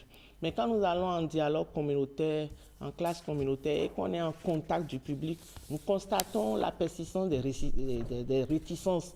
Mais nous leur expliquons que c'est dans l'intérêt de nous tous de sensibiliser les filles sur cette question, qui est une question naturelle et qui ne devrait pas être une question de honte. Mais il reste beaucoup à faire dans ce domaine parce que les gens nous prennent exactement comme des détracteurs, des gens qui ont été déformés, la manière dont nous percevons et la santé menstruelle, le droit menstruel, ce n'est pas de la même manière que celui qui est en communauté et le perçoivent. Alors, on sait que ces pratiques que nous dénonçons ce matin sont encore très ancrées en milieu rural, notamment en milieu rural. C'est vrai qu'en milieu urbain, oui, ça va encore, mais en milieu rural, c'est encore très, très prononcé avec davantage des leaders religieux, des leaders, on va dire, communautaires qui portent ce mouvement-là avec beaucoup plus de rigueur, de vivacité parfois. Quand on commence par aller dans ces milieux pour propager ce genre d'informations, que disent ces leaders? Est-ce que vous avez réussi à en mettre dans vos poches, à en avoir comme alliés dans la sensibilisation? Nous avons réussi à avoir quelques-uns comme alliés. Mais le problème sur lequel je voudrais mettre l'accent, c'est qu'en milieu rural, tellement la chose est ancrée que beaucoup de filles s'absentent même à l'école comme en milieu de formation. Parce que pour elles, selon l'éducation reçue et la perception sociale de leur milieu communautaire, quand tu es en menstruation et tu sais que tu as assez de flux et qu'il pouvait avoir de fuite, il ne faut même pas se faire remarquer. Et nous comprenons par cela que cela empêche le développement du leadership. Si je prends l'exemple de la fille qui va à l'école, pendant que les garçons font au cou facilement, elle, parce qu'elle a peur de se faire tâcher ou elle a peur du candidaton, elle se dit il vaut mieux respecter les conseils de sa mère ou de sa grand-mère et rester à la maison durant toute la période des règles. Si nous prenons cette période fois N dans l'année scolaire, vous voyez tout ce qu'elle perd comme enseignement et autres. Et quand on dit qu'il faudrait que la fille travaille à l'école, mais la fille apprenne un métier, l'absentéisme ne favorise pas le leadership féminin. L'un dans l'autre, les leaders religieux sont un peu attachés. Parfois, vous allez en dialogue communautaire, vous allez en classe communautaire, vous pensez qu'ils sont de votre côté, mais dès que vous repartez avec le feedback qu'on reçoit de nos victimes, c'est qu'on dit bon, comme on le dit de façon triviale, ils sont partis, mais sachez que, en tout cas nous, dans notre famille, nous sommes encore là. etc. Donc nous n'allons pas nous fatiguer, nous allons continuer à travailler. Les victimes ont les mains devant un choix. Soit vous suivez ce que les gens sont venus dire vous rejoignez, vous les rejoignez, soit vous suivez ce que nous on dit et vous restez en place. C'est dommage. Maintenant, le côté qui rassure un peu les parents, quand on commence à leur montrer qu'au niveau des politiques publiques ou dans certains établissements, il y a des organisations qui mettent à disposition ce qu'il faut pour mettre la fille à l'aise, ou si elle a un problème gynécologique, si elle a des dysménorrhées, etc., on pourrait prendre en compte. Ça les motive. Ils se disent, bon, par là, ils n'ont pas à trop dépenser. Donc, il vaut mieux à la fille de partir. Et s'il y a de ces choses dont ils peuvent bénéficier. Donc, quand on compare un peu, ils ne le font pas parce qu'ils sont convaincus. Ils le font parce qu'il y a la précarité menstruelle. Très bien. Allez, on a fait un petit sondage sur les réseaux sociaux, sur nos canaux digitaux. On a demandé aux internautes s'il y a un message à adresser à toutes les filles et femmes qui se sentent sales ou impures pendant leurs règles. Quel serait ce message? On va voir ce qu'ils en disent. Stan, bonjour. Bonjour, Rodrigue Eman Amegan. Bonjour, madame. Bonjour à tous. Comment allez-vous? Très bien. Un plaisir de vous recevoir par ici. Le plaisir, il est partagé au quotidien. Alors, dites-nous, ce sondage, un peu comme un sondage qu'on a lancé sur les réseaux, est-ce qu'il y a beaucoup de messages positifs que de négatifs? Bien sûr, les messages, la majorité de ces messages, de ces commentaires sont positifs. Beaucoup estiment que les femmes ne devraient pas avoir honte si elles vivent cette période. Donc, c'est naturel. Elles n'ont qu'à prendre leur courage à deux mains et évoluer. C'est ce que nous allons voir avec des commentaires que vous avez dûment sélectionnés pour nous. Exactement. Et nous retrouvons notre ami Georges Dededji sur la page Facebook de Bénin TV où il écrit « Bonjour Bénin TV, tu ne dois pas te sentir mal. C'est normal. Pour toi, c'est ce qui fait de toi une femme. Viens dans mes bras. » dit-il. Un internaute qui se fait appeler Esprit Saint sur le méta affirme « Elle doit apprendre à connaître son corps, savoir qu'elle est une fille ou femme et que cela s'impose à elle, dit notre ami Métonou Pied Claver Adao recommande. Il faut l'amener à comprendre son importance et pourquoi il le faut dans la vie d'une femme. Si elle ne les juge pas nécessaires, alors la médecine a évolué aujourd'hui. Ce que madame en plateau pourrait démentir ou infirmer ici, elle peut y mettre un terme, dit notre ami, tout en sachant qu'elle se crée d'autres formes de maladies. C'est à elle de faire son choix, dit-il. Edouard Saba rectifie en déclarant ceci.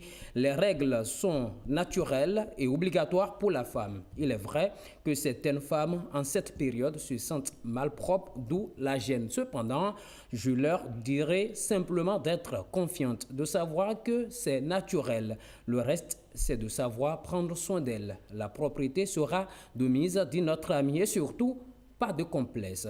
Mawena Olive, visiblement une femme, dit ceci: bonjour Bénin TV, à ma chérie, ma sœur ou grande sœur, je dirais, ma chérie, les règles font à présent partie de toi et font de toi une femme. Certes, pendant ce moment, tu ressens assez de choses sur le plan émotionnel ou physique, mais c'est juste pour peu de temps. Ça ne devrait pas changer ton humeur ni ta productivité. Surpasse cette gêne qu'elle te donne en ce moment précis. Tu es une agodie, s'exclame Mawena Olive. Allez, très très beau message hein, de cet internaute-là pour boucler ce passage. Merci beaucoup à vous, Stan. Madame Nonohou, dites-nous quelles sont, on va dire, les stratégies que vous mettez en place pour un dialogue intergénérationnel.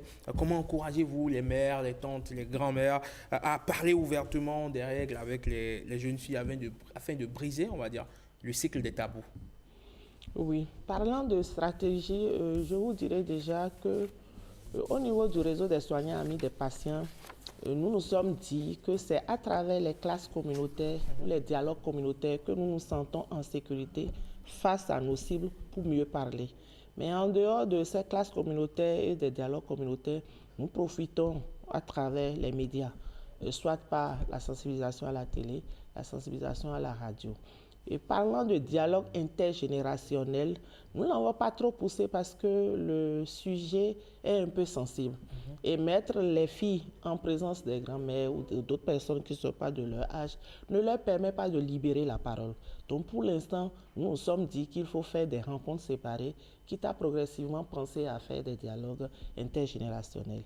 C'est vrai, votre question n'est pas allée sur un pan que je voudrais rapidement aborder, ne sachant pas le temps qui m'est accordé. Je me dis, pour toutes les autres formes de violence, on dit qu'il faut libérer la parole, qu'il faut rendre traçable, qu'il faut documenter et avoir des chiffres. Je voudrais plaider sur ce plateau qu'on fasse la même chose par rapport aux violences afférentes à la mauvaise gestion de l'hygiène menstruelle. Ce n'est pas parce qu'il s'agit de certaines violences qui ont un lien directement avec des violences institutionnelles qu'il faut avoir peur et passer sous silence. Donc du coup, qu'il s'agisse de l'OFE ou de l'Institut national de la femme ou des autres centres d'assistance aux victimes, il serait bien de documenter ce type de violence. Je vais au-delà pour dire que normalement, au niveau des infirmeries se trouvant dans les établissements scolaires, il faudrait que les infirmiers ou les acteurs qu'on met dans ces structures soient bien formés et qu'ils puissent bien gérer, non seulement documenter déjà, et amener les victimes à libérer la parole, gérer le côté psychologique et surtout par rapport au manque. Quand nous prenons le matériel de protection, s'il n'y a pas de protection hygiénique par rapport, et s'il n'y a pas de coin d'eau, s'il n'y a pas de savon, s'il n'y a pas d'antismassodique, par exemple, pour gérer les dysménorrhées, c'est le lieu de faire les expressions de besoin. Et tout ça pourrait faire partie des PTA des structures concernées. Parce que souvent, c'est un sujet qu'on n'aborde pas. Je ne pourrais pas être activiste, venir ici et ne pas aborder ce pan. Merci beaucoup à vous, Madame Nonohou. On vous souhaite beaucoup de courage dans votre combat. On vous dit félicitations pour tout ce que vous faites pour l'épanouissement de la femme au niveau des questions de santé et de reproduction.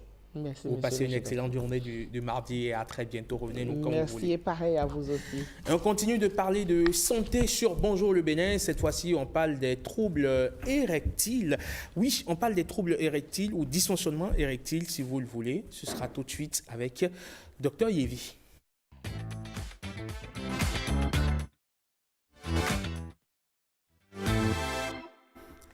On vous parle d'un mal gênant, les dysfonctionnements érectiles qui touchent 150 millions d'hommes dans le monde, encore trop souvent qualifiés de manière péjorative d'impuissance.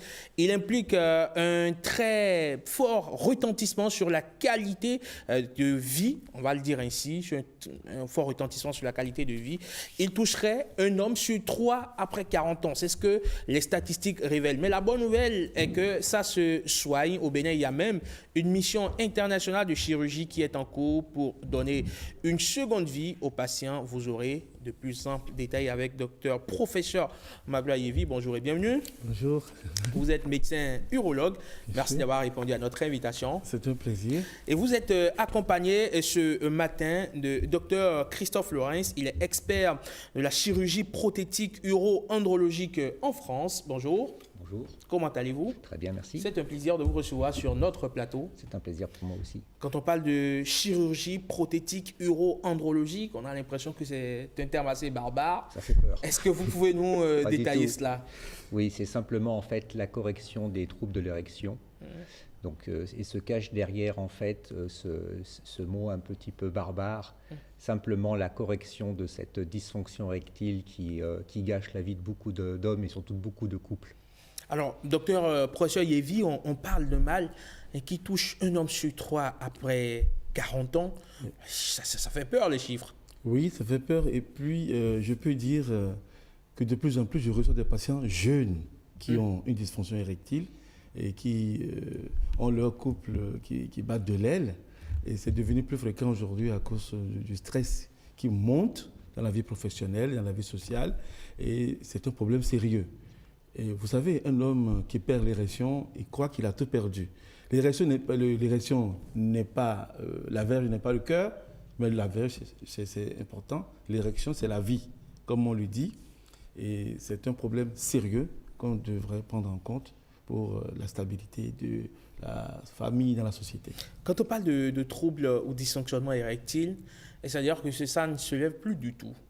Lorsqu'on parle de dysfonction érectile, la dysfonction érectile n'est pas la définition.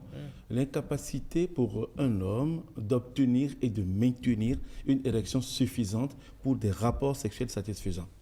Donc il faut d'abord obtenir et maintenir l'érection pour des rapports sexuels.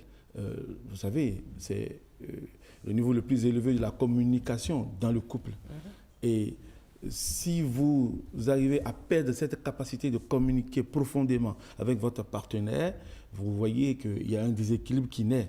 La femme qui quitte son parent, son père, sa mère, pour venir chez vous, ne vient pas pour la bouffe, ne vient pas pour s'habiller, elle ne vient pas pour s'amuser, elle ne vient pas seulement pour faire des enfants, elle vient pour ça aussi. Et c'est ça qui fait l'équilibre, c'est l'un des piliers donc, de l'équilibre du foyer. Et voilà pourquoi donc, nous nous sommes intéressés à la question. Et lorsqu'on parle de dysfonction érectile, il y a plusieurs types de dysfonction érectile. Et il y en a qui déjà vont avoir une érection molle, qui ne va pas pouvoir tenir assez pour des rapports sexuels satisfaisants. Il y en a qui vont avoir des érections de courte durée. Il y en a qui, pour des raisons données, des raisons de pathologie ou de chirurgie données, perdent totalement l'érection. Et ce sont ces personnes donc, que nous prenons en charge au cours de cette mission, ceux qui n'ont plus la capacité d'avoir des érections et qui ont eu ou qui n'ont pas eu, mais qui actuellement ne sont plus capables d'avoir l'érection. Nous sommes au cours de cette mission en train de leur redonner la capacité d'obtenir leur érection afin de jouer efficacement leur rôle avec leur partenaire. Docteur Louris, quels sont les facteurs de risque qui provoquent généralement ces dysfonctions érectiles? Alors, les facteurs de risque, il y en a surtout un qu'il faut retenir, c'est le tabagisme. Il faut savoir que les artères qui permettent à la verge de gonfler et d'avoir une érection sont toutes petites. Et c'est les premières à se boucher.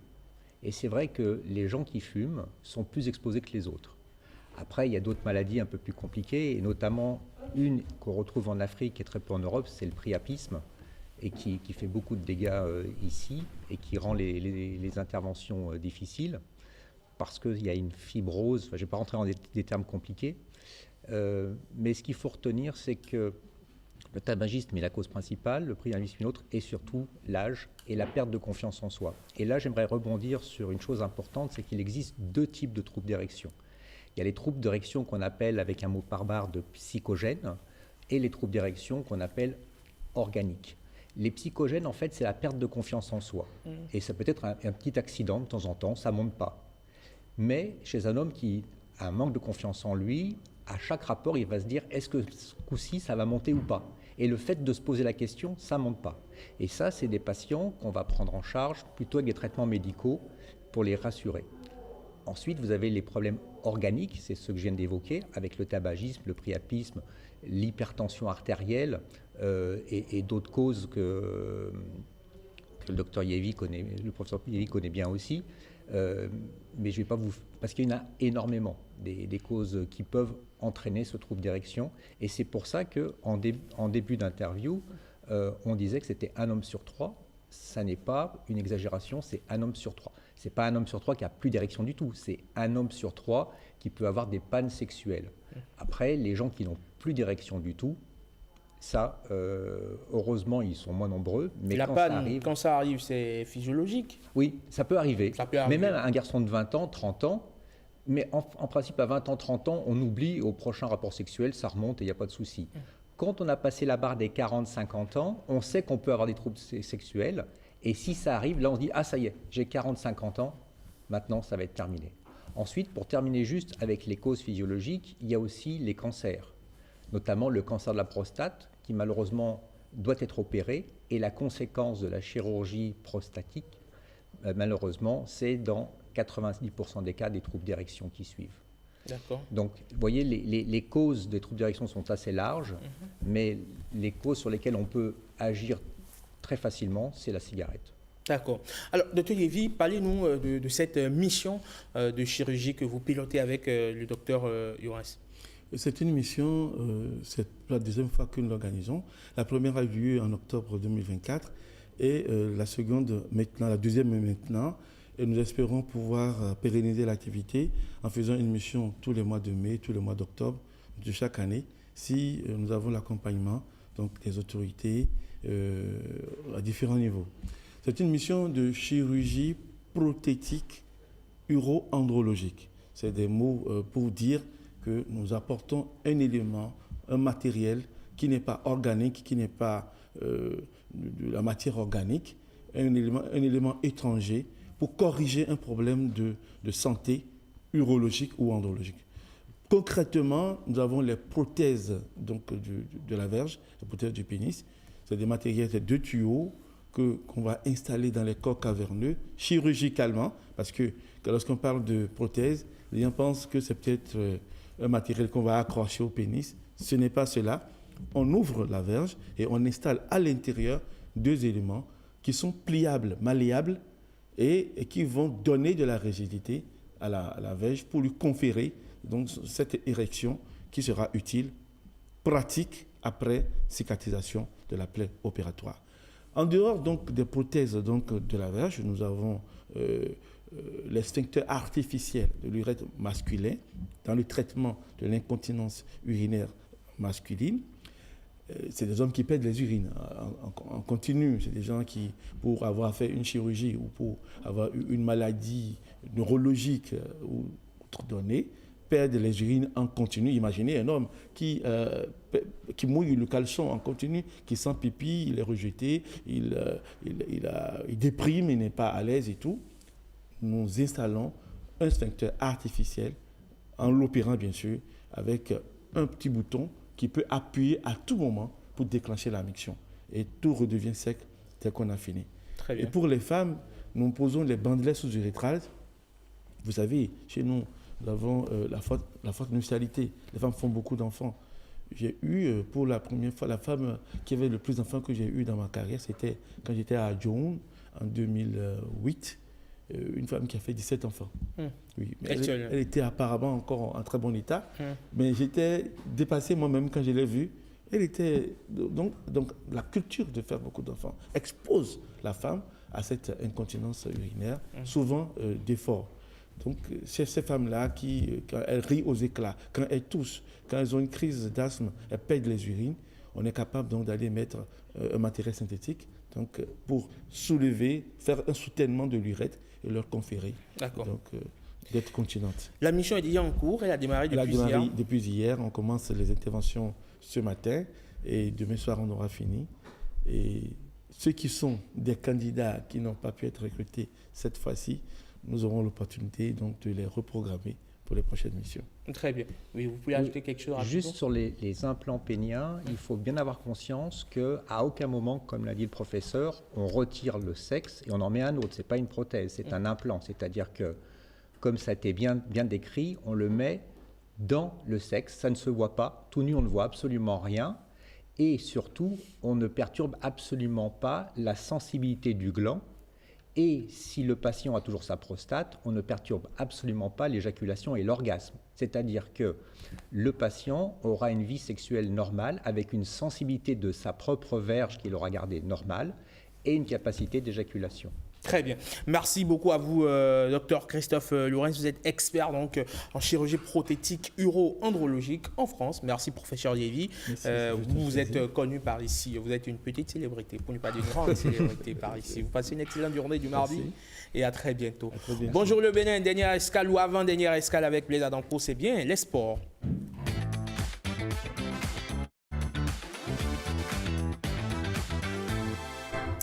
Blaise Adankpo, bonjour. Bonjour Herman, un grand bonjour à tout le Bénin. On parle de handball avec le Challenge Tour. Oui, le Challenge Tour qui s'est donc poursuivi le week-end écoulé avec notamment à Porto Novo le Challenge Oscar Saizonou. Et dans ce challenge, c'est bien évidemment Asso Modèle qui s'est donc imposé en hommes et dames. En homme, Asso Modèle a battu Canon 28-21 et en dame, Asso Modèle a battu les académiciennes 32-12. Autre challenge, le challenge Pélagie à Raymond du côté de Abomey, de Goro à Abomey, où on a eu la victoire de flambeau chez les filles, 27-23 face à Synergie. Synergie s'est imposée ensuite chez les garçons, 31-28 face à Abousport. On s'intéresse à présent au judo. Avec la Fédération béninoise de judo qui a décidé de célébrer ces figures emblématiques par leur élévation au grade de 6e dan. Il s'agit d'une reconnaissance de leur engagement à la discipline. Reportage.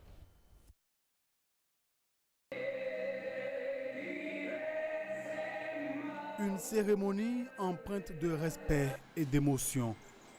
Le judo béninois célèbre ses bâtisseurs. 5 figures emblématiques de la discipline reçoivent le prestigieux grade de 6e dan, une distinction rare chargée de symboles. Ces distinctions sont le fruit de plusieurs années d'engagement, de sacrifice, d'enseignement et de transmission. Certains ont formé des générations entières de judokas, d'autres ont encadré des corps, occuper des responsabilités ou encore contribuer dans l'ombre à faire grandir notre discipline. Ce grade honorifique, décerné par le comité exécutif de la Fédération béninoise de judo, n'est pas seulement une récompense. Il reconnaît un parcours, une fidélité, un engagement au service du judo. Il est aussi une charge, celle de continuer à guider, à transmettre et à inspirer. Si nous avons des ancêtres comme ça, on les oublie, c'est pas bien. Ils se sont vraiment donnés au judo. C'était le bon vieux temps. Maintenant, ils sont revenus. Avec ce geste, avec ces grades honorifiques, je suis sûr que beaucoup reviendront. Il y a eu, certains le l'ont dit, ouvertement, qu'ils vont revenir. Moi, je suis très content de les revoir. Pour la fédération, il s'agit d'un devoir de mémoire, mais aussi d'un signal fort à la jeune génération. Je suis très content de tous les acteurs autour et sincèrement, je suis très content de nous-mêmes et pour nous-mêmes. Dans le silence respectueux de cette cérémonie, une page se tourne et une autre s'écrit. Le judo béninois avance, fort de ses racines et confiant en son avenir. Donc on parle de football à présent avec les résultats de la 32e journée de la Ligue Pro de football du Bénin. Avec les résultats dans la zone B, le match nul entre Aspac et AS Police 0-0. Asvo, Aziza victoire d'Asvo 3-0. Coton et Sitatunga se quittent sur un nul, un but partout. L'AS Cotonou s'impose en déplacement face à Étoile Filante 3-0. Adidja s'impose à domicile 3-0 face à la Jacques. Ayema Dragon 0-0. Requin Avranco victoire d'Awissi Wassa 4-2 et l'USS Krake Sobemap se sépare sur le score d'un but partout dans cette zone B. Coton est leader avec 54 points, suivi des Dragons de l'OME, 52 points, même point que Ayema. L'AS Sobemap est juste derrière avec 51 points. On fera dans un instant le point des qualifiés donc, dans cette poule B pour la Ligue 1, mais également de ceux-là qui vont passer donc en Ligue 2. Pour la Ligue 1, dans cette zone B, vous voyez bien évidemment que Coton, Dragon, Ayema, Sobemap, l'USS Krake, Asvo et notamment Kobé sont donc qualifiés pour la Ligue 1. En bas, on retrouve les équipes qui vont donc se retrouver dès la saison prochaine pour la Ligue 2. Il faut dire que la liste n'est pas complète. Hein. La liste n'est pas complète. Il reste encore 3 journées. Il reste encore 2 journées. 2 journées pour décider donc de l'issue de ce championnat. Au thème donc de cette première phase, on va dire, il y aura donc la finale play-off entre les 2 vainqueurs de chaque zone, du côté de la zone A, du côté de la zone B. Et puis, on s'intéresse au foot féminin avec l'AS Gamia. Oui, l'AS Gamia notamment qui se qualifie également pour la finale des playoffs chez les dames. L'AS Gamia qui était seulement à un point de Léopard qui était donc leader dans cette zone B. Gamia a donc battu Léopard 2-0. Les guerrières seront donc du côté d'Abomey pour la finale pour aller chercher le titre de champion du Bénin. Ce sera certainement une première pour le club. Et puis on finit avec les nouvelles du foot à l'international avec Xabi Alonso qui prend les rênes du Real Madrid. Ouais, le retour, on va dire, pour lui au Real Madrid. Il avait gardé la Castilla, l'équipe des jeunes donc du Real Madrid. Il était parti ensuite du côté du Bayer Leverkusen où il a remporté le titre de champion d'Allemagne. Cette fois-ci, il est de retour au Real pour un remplacement de Carlo Ancelotti qui lui est désormais au Brésil et a même déjà dévoilé la liste de ses joueurs pour les rencontres du côté de l'Amérique du Sud. Merci beaucoup à vous, Blaise Adanko, pour toutes ces informations. On se retrouve très prochainement par ici sur Bonjour le Bénin. Avec beaucoup de plaisir. Vous passez une excellente journée. Bonjour le Bénin, justement, dernière escale avec Marcel Arrossi pour boucler la boucle, la revue de presse.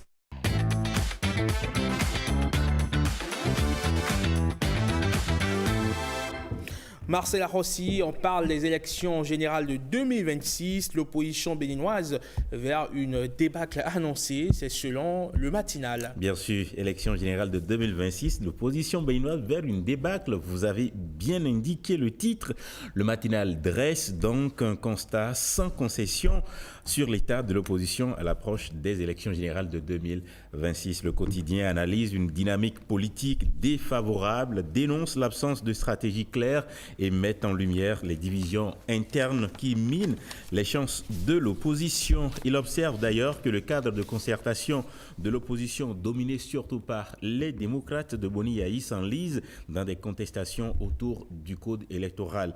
Au lieu de construire une alliance solide pour atteindre le seuil de 20% des suffrages requis, une posture que le matinal qualifie de diversion sans précédent, symptomatique de manque de vision politique selon le journal. L'article met en contraste cette inertie avec le bilan défendable quand même du régime de Patrice Talon, saluant les réalisations du régime en matière d'infrastructure, de digitalisation des services publics et de lutte contre la corruption. Le matinal relève également les fractures au sein de l'opposition, querelle de leadership et puis querelle de leadership, disais-je, hostilisée donc par hostilités persistantes entre Paul Humpé et ses alliés supposés, critiques de Candide Azanaï aussi contre tous les camps, autant d'éléments qui accentue l'isolement de l'opposition.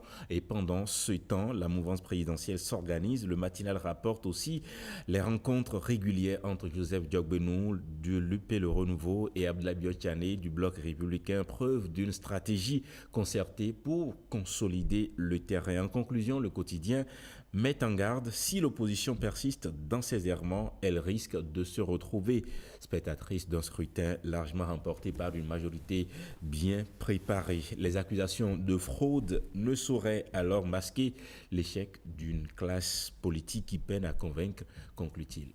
Et puis Ngweji Diogbenou, dernier round avant la rupture, c'est une interrogation. Bien sûr, la une du quotidien Info Matin qui relève aujourd'hui une rencontre décisive entre Joseph Diogbenou et Maître Adrien Ngweji dans un climat de tension croissante au sein de la majorité. Derrière les portes closes, les deux hommes ont tenté de sauver une alliance fragilisée par les récentes sorties du leader du PRD, appelant donc à une décrispation politique. Le journal rappelle que ces prises de position ont suscité l'ire de figures comme Rachidi Badamassi, tandis que Patrice Talon les a balayés d'un revers. Malgré tout, Ngweji persiste, nourrissant les rumeurs d'un retour du PRD pour 2026 notamment. Deux éléments précipite ce rapprochement. Selon Info Matin, la tenue annoncée de l'université de vacances du PRD et ses échanges avec Boni Yahi. Pour Diogbenou, il s'agit de contenir la fracture, mais La main tendue suffira-t-elle? Et puis pour finir, commerce et industrie dans le septentrion, l'État serre le vice. La nation met en lumière aujourd'hui les efforts déployés dans le septentrion béninois pour structurer et assainir les secteurs du commerce et de l'industrie. Rufus Sarré, directeur départemental de l'industrie et du commerce du Borgou et de la Liborie, affirme mener une vaste campagne de contrôle destinée à garantir la régularité des activités économiques sur son territoire. Le quotidien rapporte que l'administration intensifie les descentes inopinées dans les entreprises pour vérifier la détention des cartes professionnelles et d'importateurs, condition sine qua non pour exercer légalement. Ces opérateurs, souligne le journal, forcent les opérateurs économiques à se mettre en conformité avec le fisc, engendrant donc un effet de levier favorable aux recettes publiques. Le journal relève aussi que ces contrôles permettent de détecter le cas de concurrence déloyale, protéger les opérateurs en règle et préserver les consommateurs des produits périmés ou interdits, notamment l'alcool en sachet. En cas d'infraction, la nation informe que les autorités n'hésitent pas à adresser procès verbal, convoquer les contrevenants et appliquer des amendes pouvant aller jusqu'à 1 million de francs CFA. La nation insiste par ailleurs sur la lutte engagée contre les boissons frelatées. Selon Rufus Sarré, les dispositifs de renseignement sont mis en place en collaboration avec les forces de l'ordre pour remonter aux producteurs clandestins. En cas de saisie, les stocks sont systématiquement retirés du marché. Enfin, le journal revient sur la campagne de commercialisation du cajou qui bat son plein depuis le 30 janvier dernier. Rufus Sarré explique que le suivi s'effectue selon un mécanisme rénové censé garantir la transparence et la traçabilité tout au long de la chaîne de valeur. Merci Marcel Rossi, on se retrouve demain. Avec le même plaisir. Et voilà qui va mettre un terme à la matinale. Bonjour le Bénin de ce mardi 27 mai 2025. Merci à toutes les équipes rédactionnelles et techniques réunies autour de Timothée où on retrouve nous demain. Demain, quand il sonnera très exactement 7h, 6h en temps universel. D'ici à là, portez-vous très bien au revoir. Bon mardi à tous et à chacun. Paix et joie dans le monde. Salut.